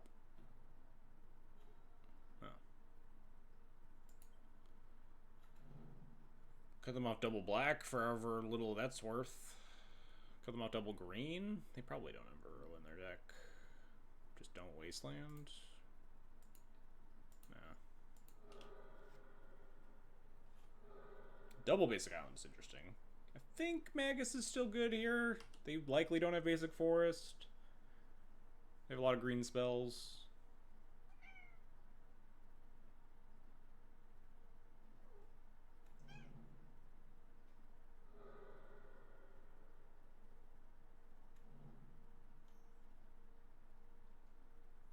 Let me just catch up on clock here as they very, very slowly kill me unless they find Murktide, like a second Murktide Regent.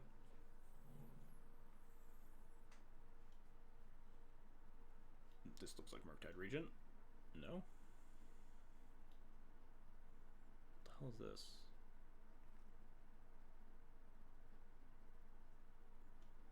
Oh, second Lorien revealed, sure.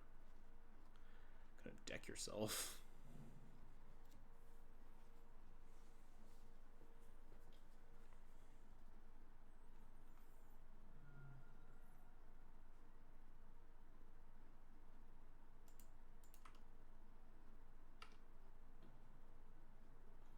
Hey, pretty good draw.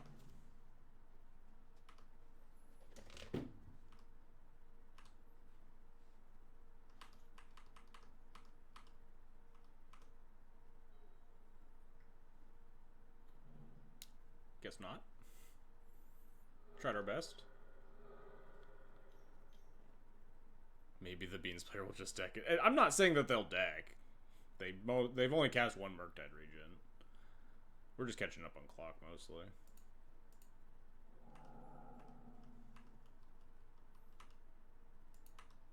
If we draw like Plow into Plow, they might actually deck though. If they have to like force them. Like a very specific series of top decks. You bet your ass I'm gonna try to block this.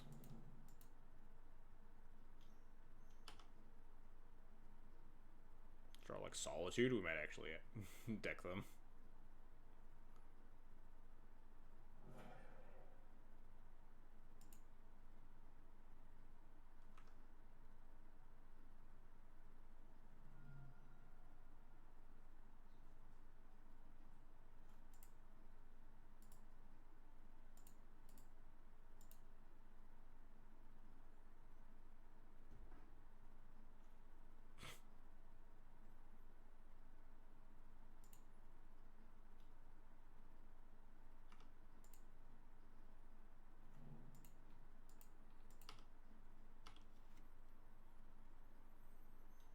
Oh, they actually had the consign. Dang it.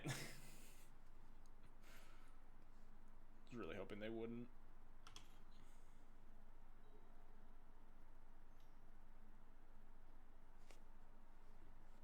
Yeah, we'll draw another Solitude.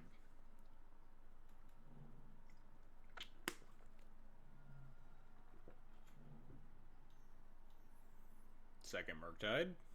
Pretty good at killing me.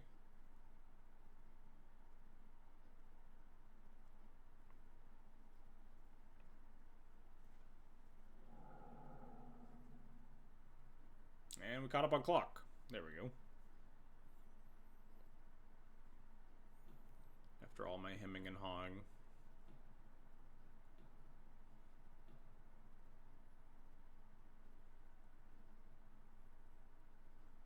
Kind of do want the path. I wasn't thinking about Frog and now Barrogoyf. Removal spell and Solitude.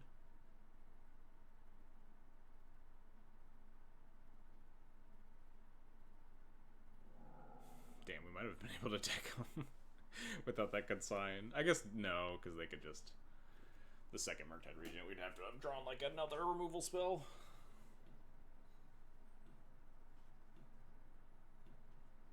This turn has taken like a full minute, though.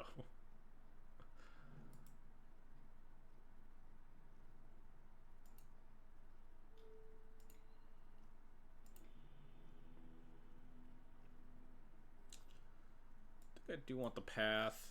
Bombardiers does seem pretty terrible in this matchup. They are, like, fairly decent at answering a flip to Johnny.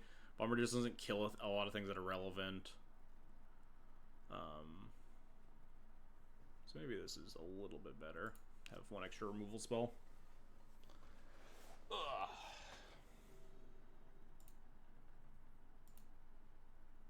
Let's see if we can play game 3 a little bit better than we played game 2, huh? Keep this. Get Surveil Land into Stoneforge into a Johnny Caracas. I'm gonna mill this and then regret it after I get Wastelanded 3 times this game. But like, Mirandus 4 lands.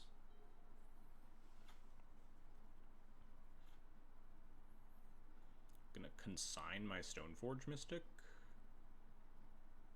Do I care? Could just play a Johnny. Could just play Giver. Versus Island Go.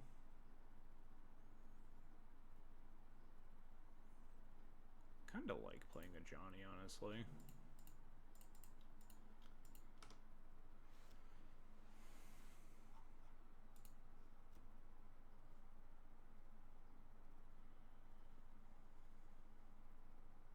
Play like any other land, I would have played Stoneforge. Yeah, this is totally fine. If they want to 2-for-1 themselves to answer this to Johnny.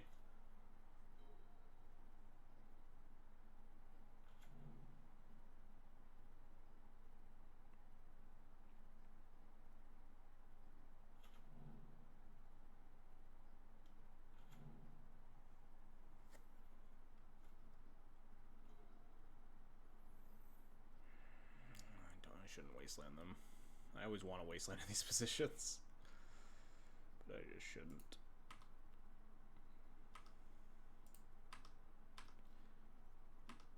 Six cards in hand. I'm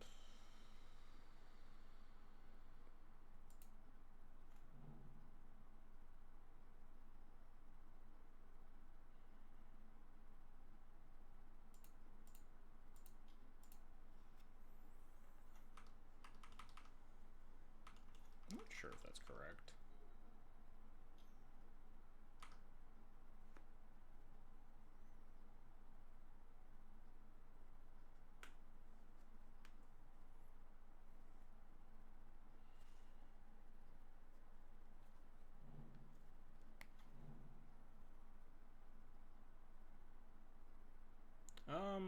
I'll pick up a Johnny here, I think. Or at least try to. If they Fatal Push, they Fatal Push. I don't really care. They're gonna Fatal Push it anyway or whatever. And this gives me, like, Giver Stoneforge to untap with.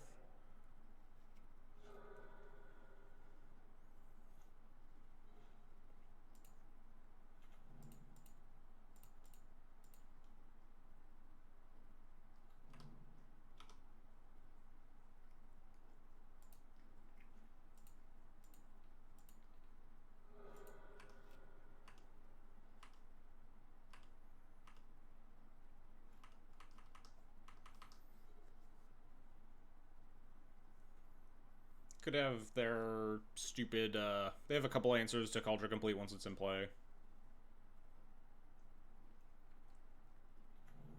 But getting Culture in play is pretty big.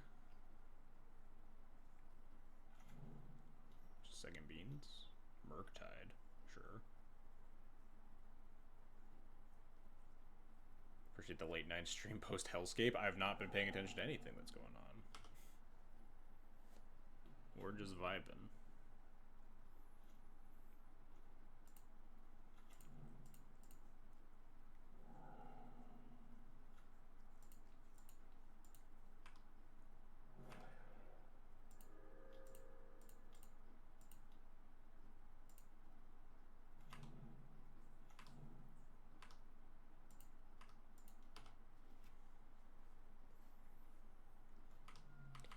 Alright. Looking okay. They are probably digging for specifically the Edict, whatever it's called.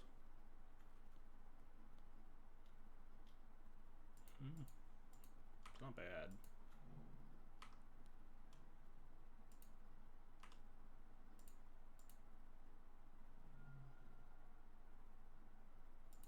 Ah, Moto, please. Give me my lands back.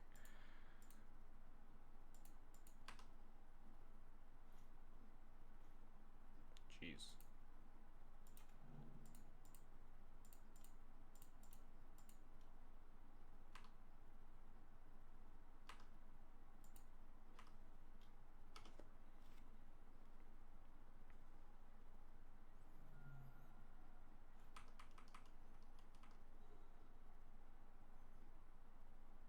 Jump the frog. I will block if they don't jump. Is this Murktide? There it is.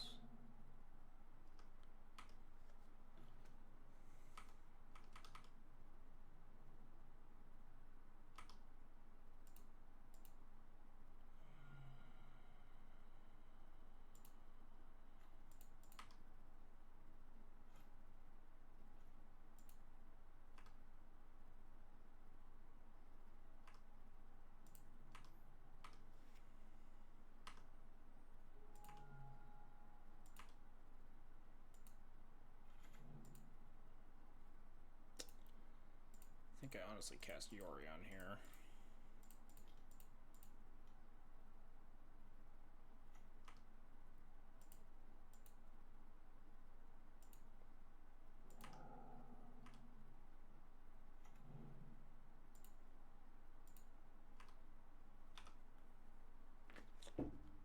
Formal wear moment? Actually, yeah, formal wear moment. Leaving a Johnny down there. Hey, Fire Shoes, what's up? How's it going? What is this? Just hard... Oh, sure. Yeah, that's fine. You played land. You are close to dead. Not dead, but...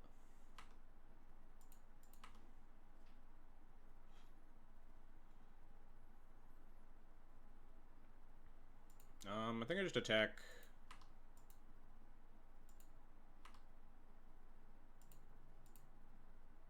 like this. They could, like, discard a bunch of cards and, like, exile, make the Murktide bigger.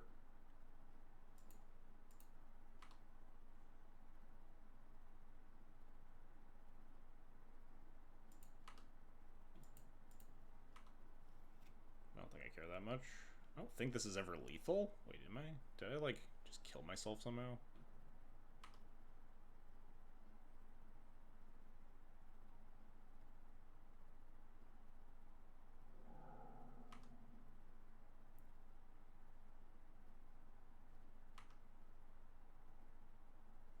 I might have just killed myself, huh?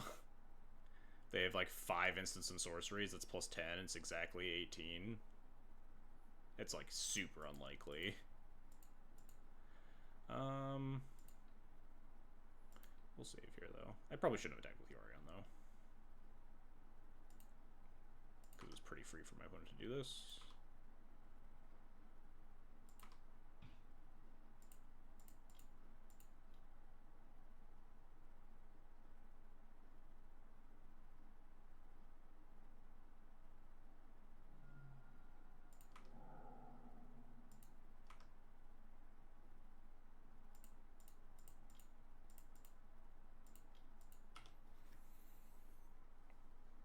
Couldn't we have proactively protected and forced the culture jump? Yes. That would have been smarter. Pro blue. These are both blue. Like I said, I'm playing pretty bad tonight. If I just, like, die here because my opponent discards 5 instances of sorceries and kills me, I deserve it. Nope, here we go. Opponent's hand, literal, no... Wait, no. I think any number of lands means we're not dead, right? 10, 11, 12, 13. Okay, no, if they have if they have 3 instances of sorceries here, I think we do die. Oh, they can't exile them all. That's true, yeah. Wait, no, they can. They can exile the ones that matter. They can only exile 3. I'm not gonna... It's their problem, not mine. I have no more control over this game, huh?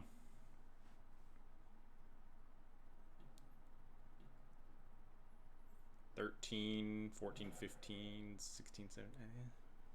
These 2 cards are instants and sorceries, I think we do die here.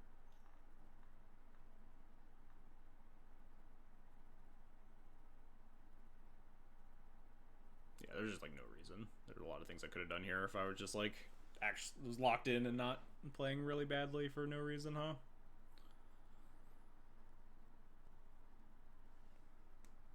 Oh, drain on Witherbloom. Drain mill on Witherbloom command. Ugh. Alright, I deserve this loss. I played this match truly so god-awful. This is on me.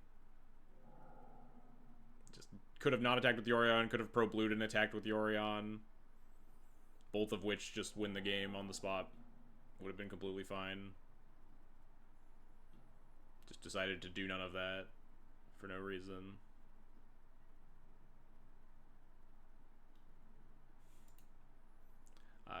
I deserve to lose that. That was some of the worst Magic I've played in a while. I'm not on the ball today. Maybe we take a breather, huh? We just had like these fucking exhaustingly long games. I've been playing worse and worse in each one as time goes on. Maybe we just take a moment, recoup. Let's do a little giveaway. Give away these 120 play points, huh? Get our mind off of stuff. Stop playing like dog shit. Some days you're just really not on the ball, though. Sometimes you just gotta be okay with that.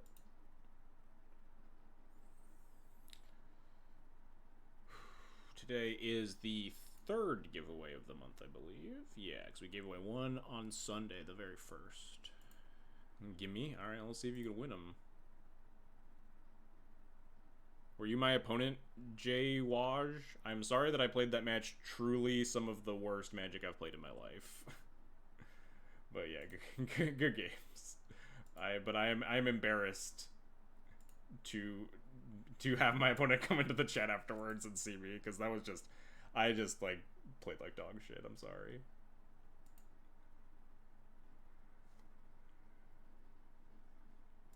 Let's do a giveaway.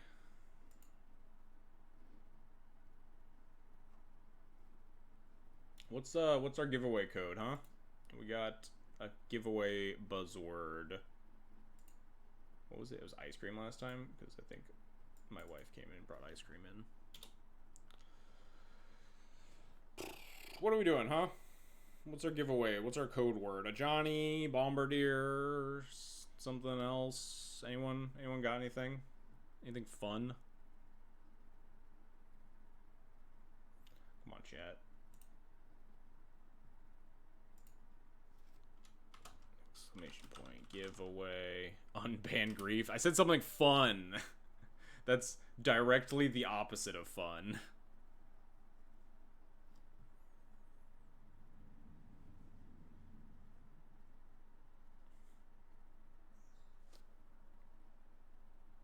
Dark Ritual. These are the worst suggestions I've ever heard, chat. Come on, you can do better than this.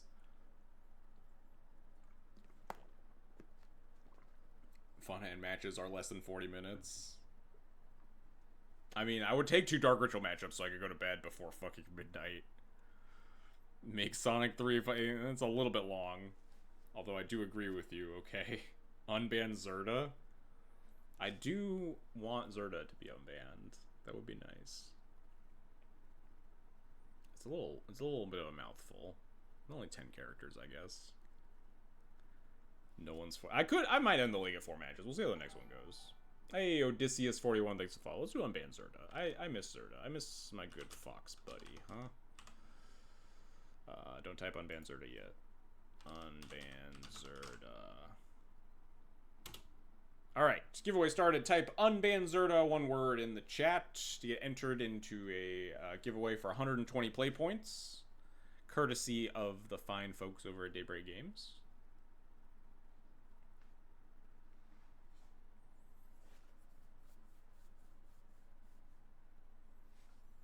Also, as a reminder, we have a sideboard guide available to all Twitch subs for this deck. This deck that I'm playing very badly tonight, but I've played well previously, I promise. We got 2 trophies with it so far. It's been the best feeling D&T list that I've been on in the hot second.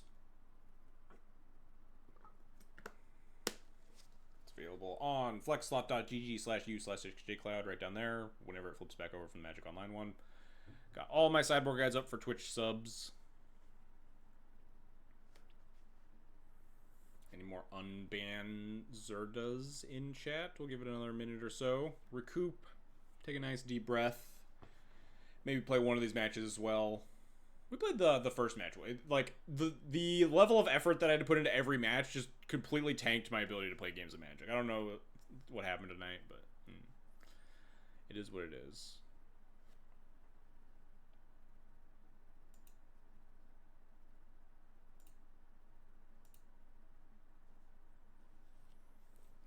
Fucking marathon matches. Unban Zerdas. Alright. Any more? Let's put an actual timer up on screen, huh? Give it another 45 seconds. We shall wait. I'm not sure that match 2 was winnable. The match 3 was very winnable. Either game 2 or 3, but like the deck feels very well positioned against control, but that's kind of just D&T in general. Really you want to stress test versus some of the other stuff in the format. Play against some, Scam, Eldrazi, Post.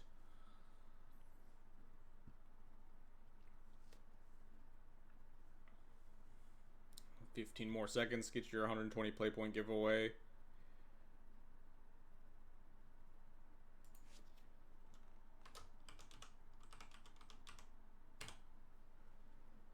Alright. Winner is Odysseus. Hey, look at that. Just popped in, just followed, and instantly win 120 play points. Good on you. This is the August codes. September codes. Rigged. Yes, I rigged I rig all my giveaways to give away to the kind people that support me and say nice things in the chat. So, if you want to win the next giveaway, also say nice things to me in the chat. That's messed up. Alright. These giveaways should be rigged so that Toast can't win. They are. I do rig them very specifically so Toast can't win. There was a bug in the code last time. I edited how the bot works. That doesn't actually connect. You can't select Haha Toast. But do you plan on returning to Emperor of Bones in October for spooky equity? That would be kind of funny. Unfortunately, October is like right when Dustborn comes out, and I want to play the Red Splash even more because we get Chainsaw. Chainsaw is spooky equity, right? Iconic slashery weapon.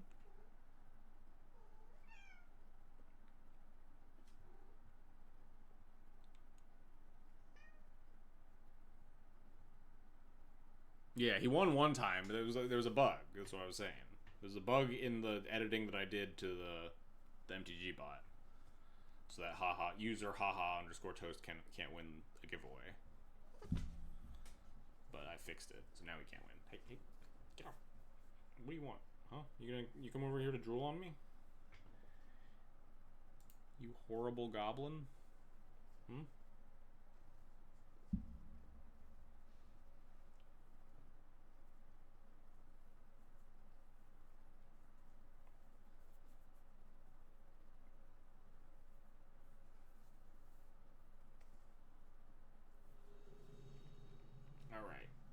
let's see if we can play. Let's see if we can play some good Magic. Let's get back on our A game. Let's play some good Magic for the fans. Oh God, please don't tell. Even if this isn't the D&T mirror, it's just like the 4th control deck. We might not be completing the league tonight, folks. Oh, we did it! We're free!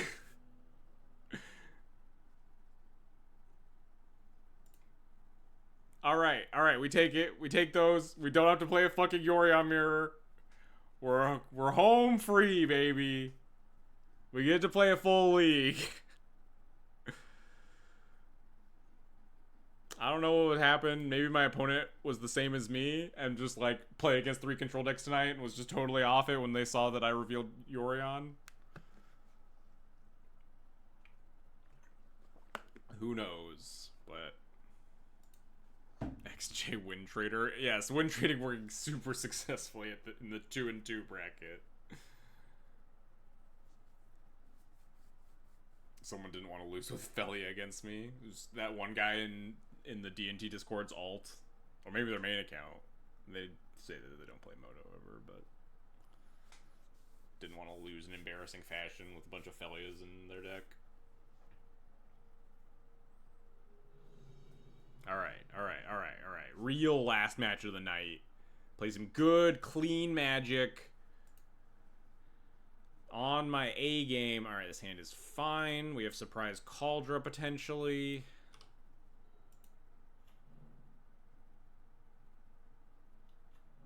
We get to play against Tempo. Nice. It'd be really funny if it was just Storm. And we just like actual unwinnable. Just like Necro or something. At least I get to go to bed in that scenario. Thank you, Odysseus. Thanks to all of my supporters. Appreciated. Oh, dear. This is a little bit of a scary start. Got this plow. We're living. Hopefully. Unwinnable. They could mold it too. That's how I won in my... I got the trophy yesterday. My fucking Necro opponent whiffed on 19 cards in game 1 and then molded 2 in game 3. Let's just fucking kill this thing. It's dead. It's dead. It's dead. You don't have force. It's dead. It's dead for sure. I always F6 when I do shit like that because like I'm not gonna take another action this turn, but I never should because if they're like really want to get me and they daze and I just F6 through it, then I just get fucked. Because I can't crack the fetch. Alright, Psychic Frog off the table. I feel a lot better about my odds of winning this game.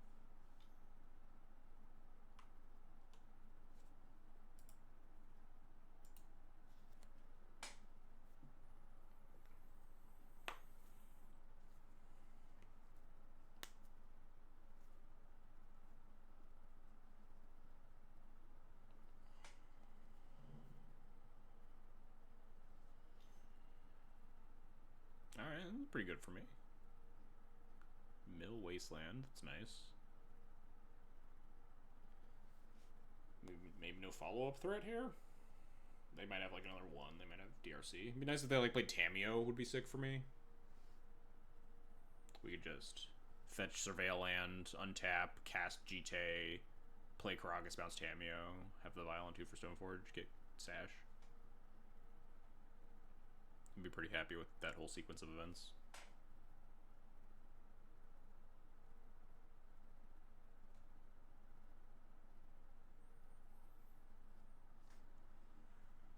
Unfortunately, Stoneforges just always fucking die before you untap, even if you don't just tutor Cauldron. If only there were some sort of equipment that we could get. Alright, I guess we maybe aren't fetching the... Maybe we just fetch basics here in the face of Wasteland? I got so distracted I missed my rant about, if only there were some sort of equipment that we could tutor with the Stoneforge Mystic, that would be really good if they killed the Stoneforge Mystic before we untapped here, and then we could put in the Cauldron. 3 cards in hand. How much do I care about getting Wastelanded here? I kind of want to...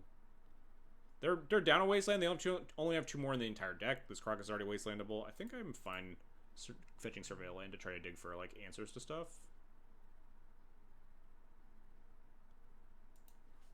Also very funny that I was ranting about 3 or 4 more, and then actually... Hey, that's answers to stuff.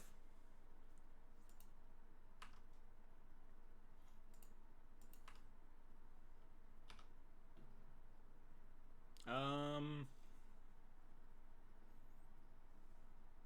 think I just cast Jite. Not super worried about this Dragon's Rage Channeler, especially, like, I'm gonna go get Sash, which could potentially eat the Channeler. I think we are just going to fetch land Jite. Maybe I'm supposed to, like, Caracas instead. Protect myself from, like, insulate myself from Tamio a little bit. But they have the Wasteland, so it doesn't actually insulate me at all. Never mind. Yeah, it's fine.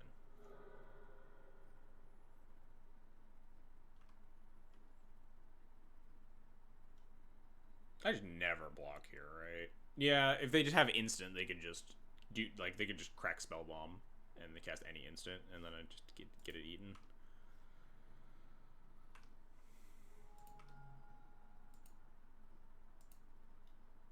Oh, Stalactite Stalker, huh? I haven't seen that one in a hot minute.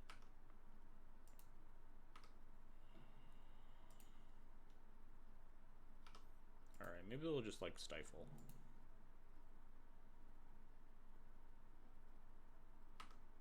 Dang.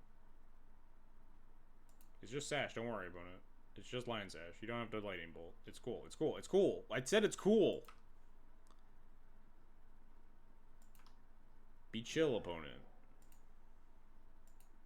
I think I'm just gonna Violin Sash on my upkeep here, unless we see something particularly juicy on top. This is Squire, but it is Squire that puts in Cauldron Complete, but I don't think I actually care about Cauldron Complete at this stage of the game. Yeah, I said it's cool. It's kind of fucked up that they just bolted anyway. What a jerk. I think I just mill this.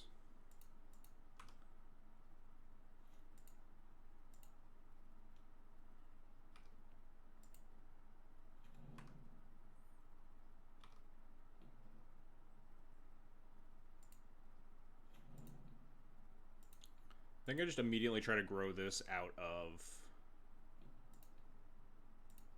bolt range.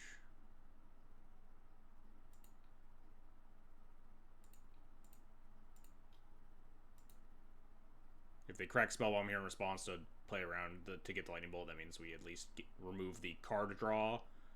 So we gain it a card, or go up a card essentially. We have 2 plows in hand, so I'm like not super concerned with answering the board here.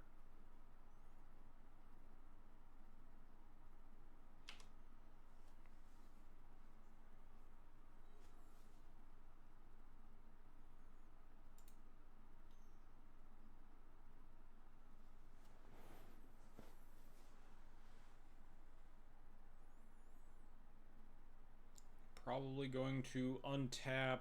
It depends a lot on what they do, obviously, but we'll take the Vial up. Probably end up plowing the Stalactite Stalker. In a perfect world, we just, like, kill Stalker plus, like, equip Jite attack, but there could be Fatal Push involved. We don't know their removal suite.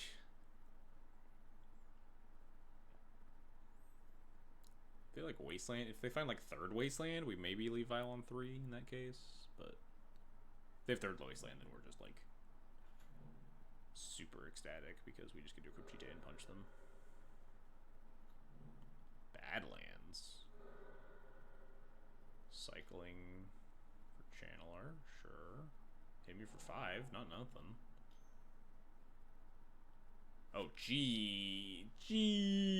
Unholy Heat's rough. That's pretty nasty. Now we definitely take up to 5, though. Because we can just fucking block this DRC in a couple turns. I think I'm going to plow Stalactite Stalker, play Mom.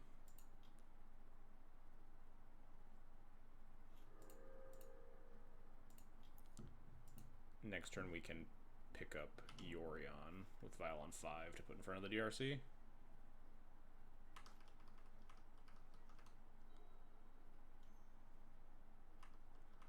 Holy Heat was definitely not a card that was on my radar in like a pretty dedicated blacklist. They're like not playing push or anything, they just have Heat. Kind of unusual, but these Delver decks have a wide variety of stuff that they put in them. Maybe I should have plowed DRC instead of Stalker.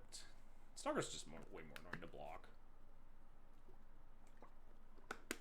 Like we just have a 4/5 we can put in front of the DRC next turn.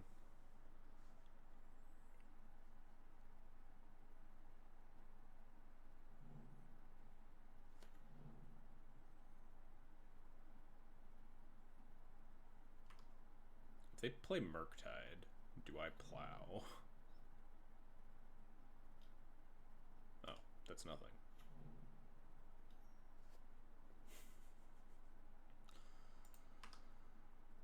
You failed to account for this Caracas that's in play, opponent. Some bad news for you. You can have Stamina back.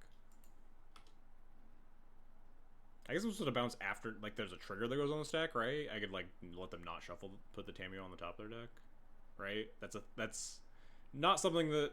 There is a trigger that happens after they draw the 3 cards, after the Brainstorm resolves. I can then bounce it in response to the trigger, I think, probably.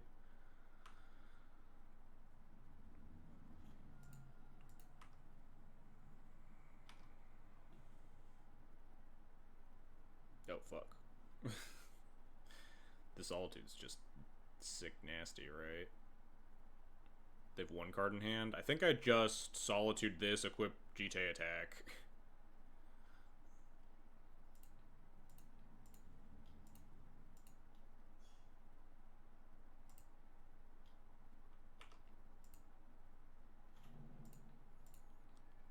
Good old Battle Mom.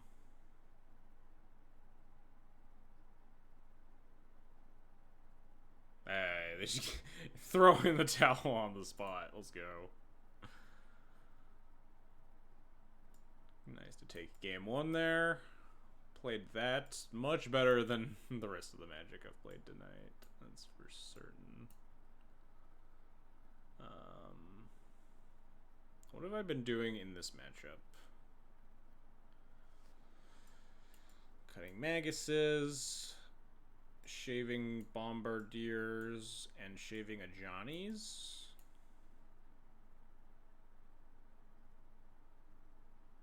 Another card I was cutting? I thought this was mapped out for me.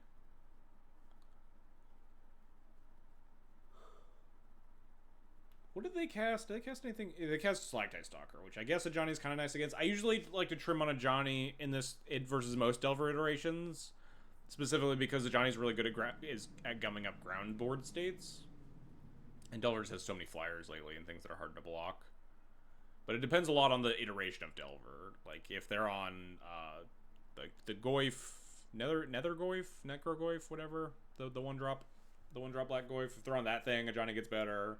There's some trade-offs. And then you cut Bombardiers because it's a little bit harder to feed it in this matchup. Very interactive. And obviously, if you're shaving Ajani's, the Bombardier gets worse because Ajani's one of the best things to pair with Bombardiers.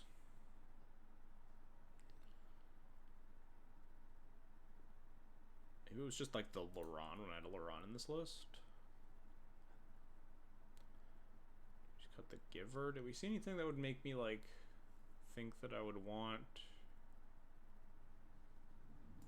Give her cut another Bombardiers or cut another Ajani. I'm not super confident in any of these decisions.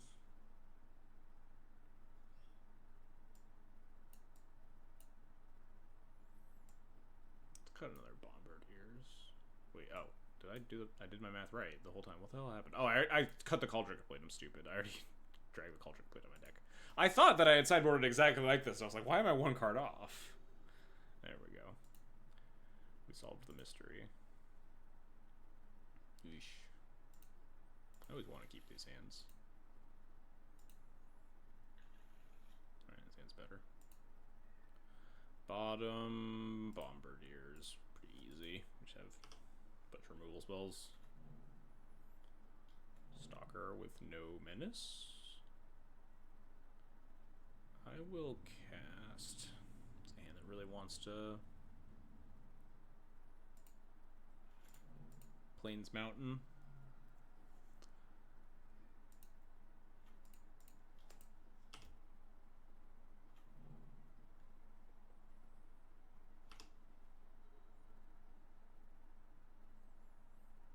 Might end up with just like Plains Elegant Parlor. Might just like path a frog here or something. Yep. There's no shot they have a basic land in their deck, right? Right. Right. Right.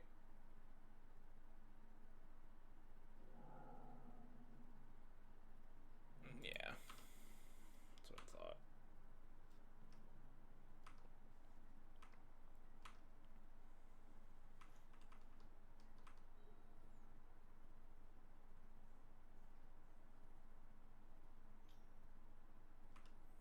More Stalkers that are still not descending. Excellent. You love to see it.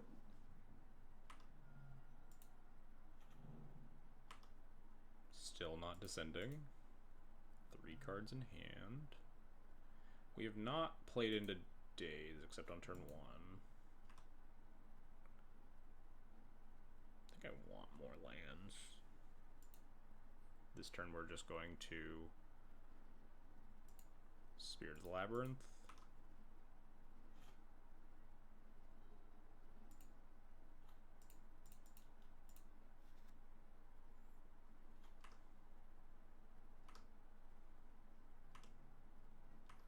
Yeah, this is what I was kind of talking about. Like, this Bombardiers doesn't look great on this board state. I almost held up the basic mountain, but I also don't think it matters a ton.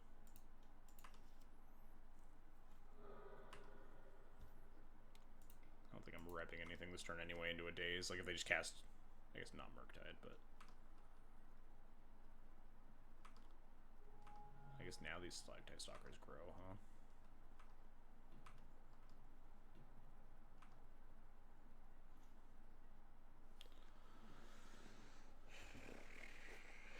Do we just jam now?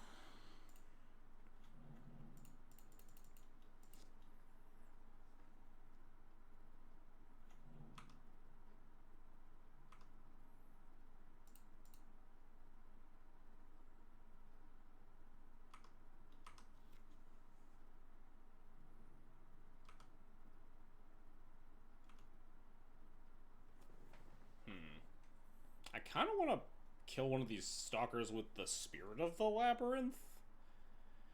I could just try to, like, race them, but it feels, like, a little bit scary. We go to 10. I could always just kill one next turn. Like, they didn't cast any cantrips. They could always draw them. They have plenty.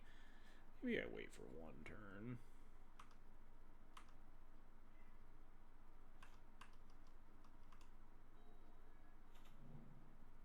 This is, I won't say fine, but acceptable.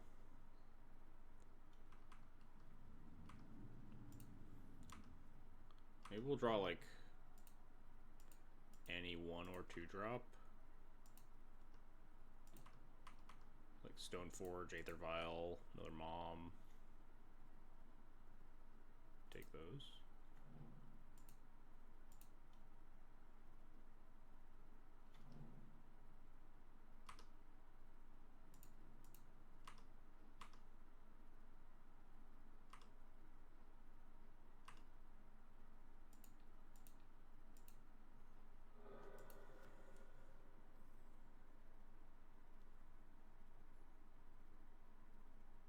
Oh, they could sack it. That's kind of cool. They could, like, sack it, tap the Mom, put the shields down. It's also, like, kind of a fine exchange.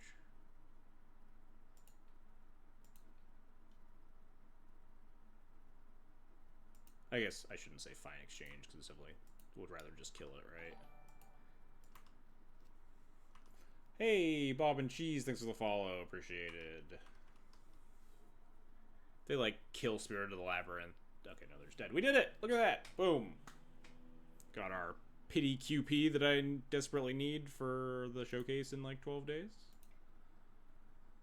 Played some good Magic to close out the league. I'm happy. After playing some good Magic, some less than good Magic. Still very happy with this list. It's feeling just very good against control, very good against like the tempo decks. The red cards, like all of them are very good against Nadu.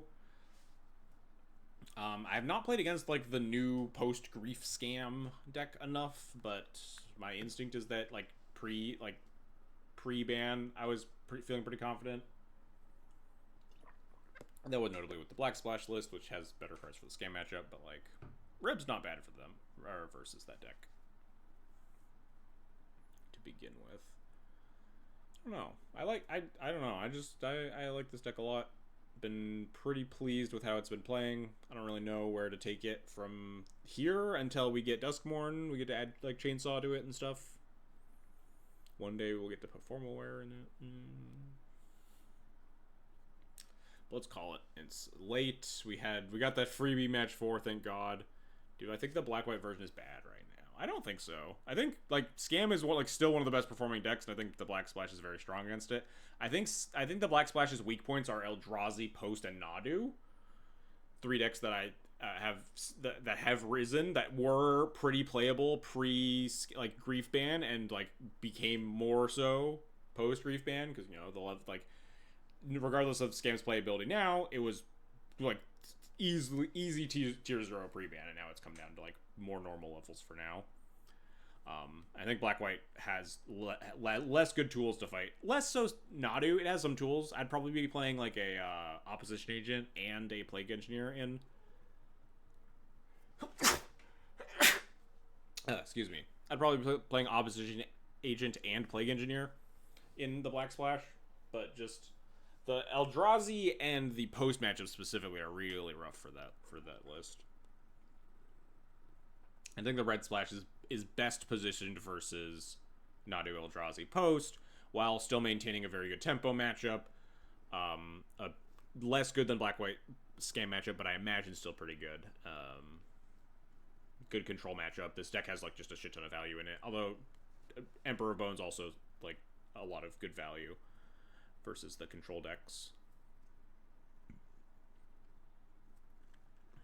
I think that's about it. I think that's all my take. I will also be doing me and Akaleth, we did our State of the Noodle begrudgingly during the grief era, just to like give people some guidance. We are planning to do another State of the Noodle, like a part 2. We talked about it during the first one. After the grief ban, the format will inevitably change. We'll want to do another discussion about where D&T's at and what we think is good, blah, blah, blah. We'll probably be doing one, like, down the road next month, though. Let the meta settle in a little bit more. Let the Duskmourn cards come out. I, myself, will be going to RCDC to mainly play Legacy side events. So I will get to be playing this list with both Chainsaw and Pre-War Formal Wear, which I'm excited about. Maybe get some more insight on how good the deck is with access to those cards. But yeah, we'll be talking about Black-White again. I know other people are more into Black-White. I know OK, who was in chat at some point, I don't know if he still is, he top 4'd his local like 2K or something with Black-White. Just like extremely stock, almost exactly what I was playing pre-Grief Ban.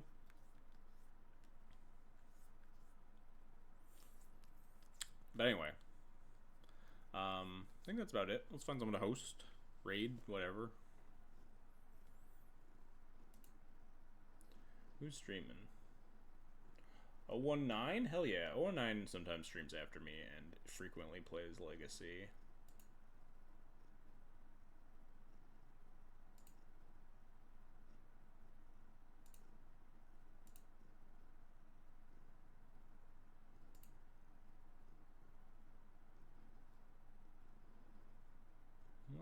Let's give 019 my love, appreciation, playing some Mono Black Helm, it looks like.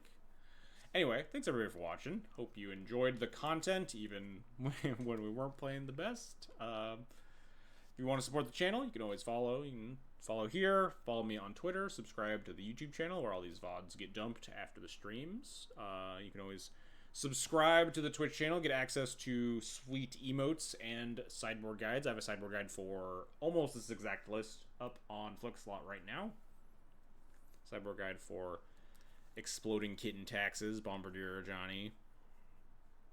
I don't know. I think this deck is very good. Very excited to keep testing it. This is definitely the best feeling D&T list that I've settled on after trying like a lot of mono white, red white, black white stuff. This list has just felt really good. And I'll probably just keep testing it. And maybe one of these days we can play it in a freaking prelim. I don't know why they stopped firing. Anyway. Time for me to go to bed. Send all of you lovely viewers off elsewhere. Thanks again to Caleb for the raid. And I'll see you guys all next week. Same time, 8 p.m. Central. Catch you later.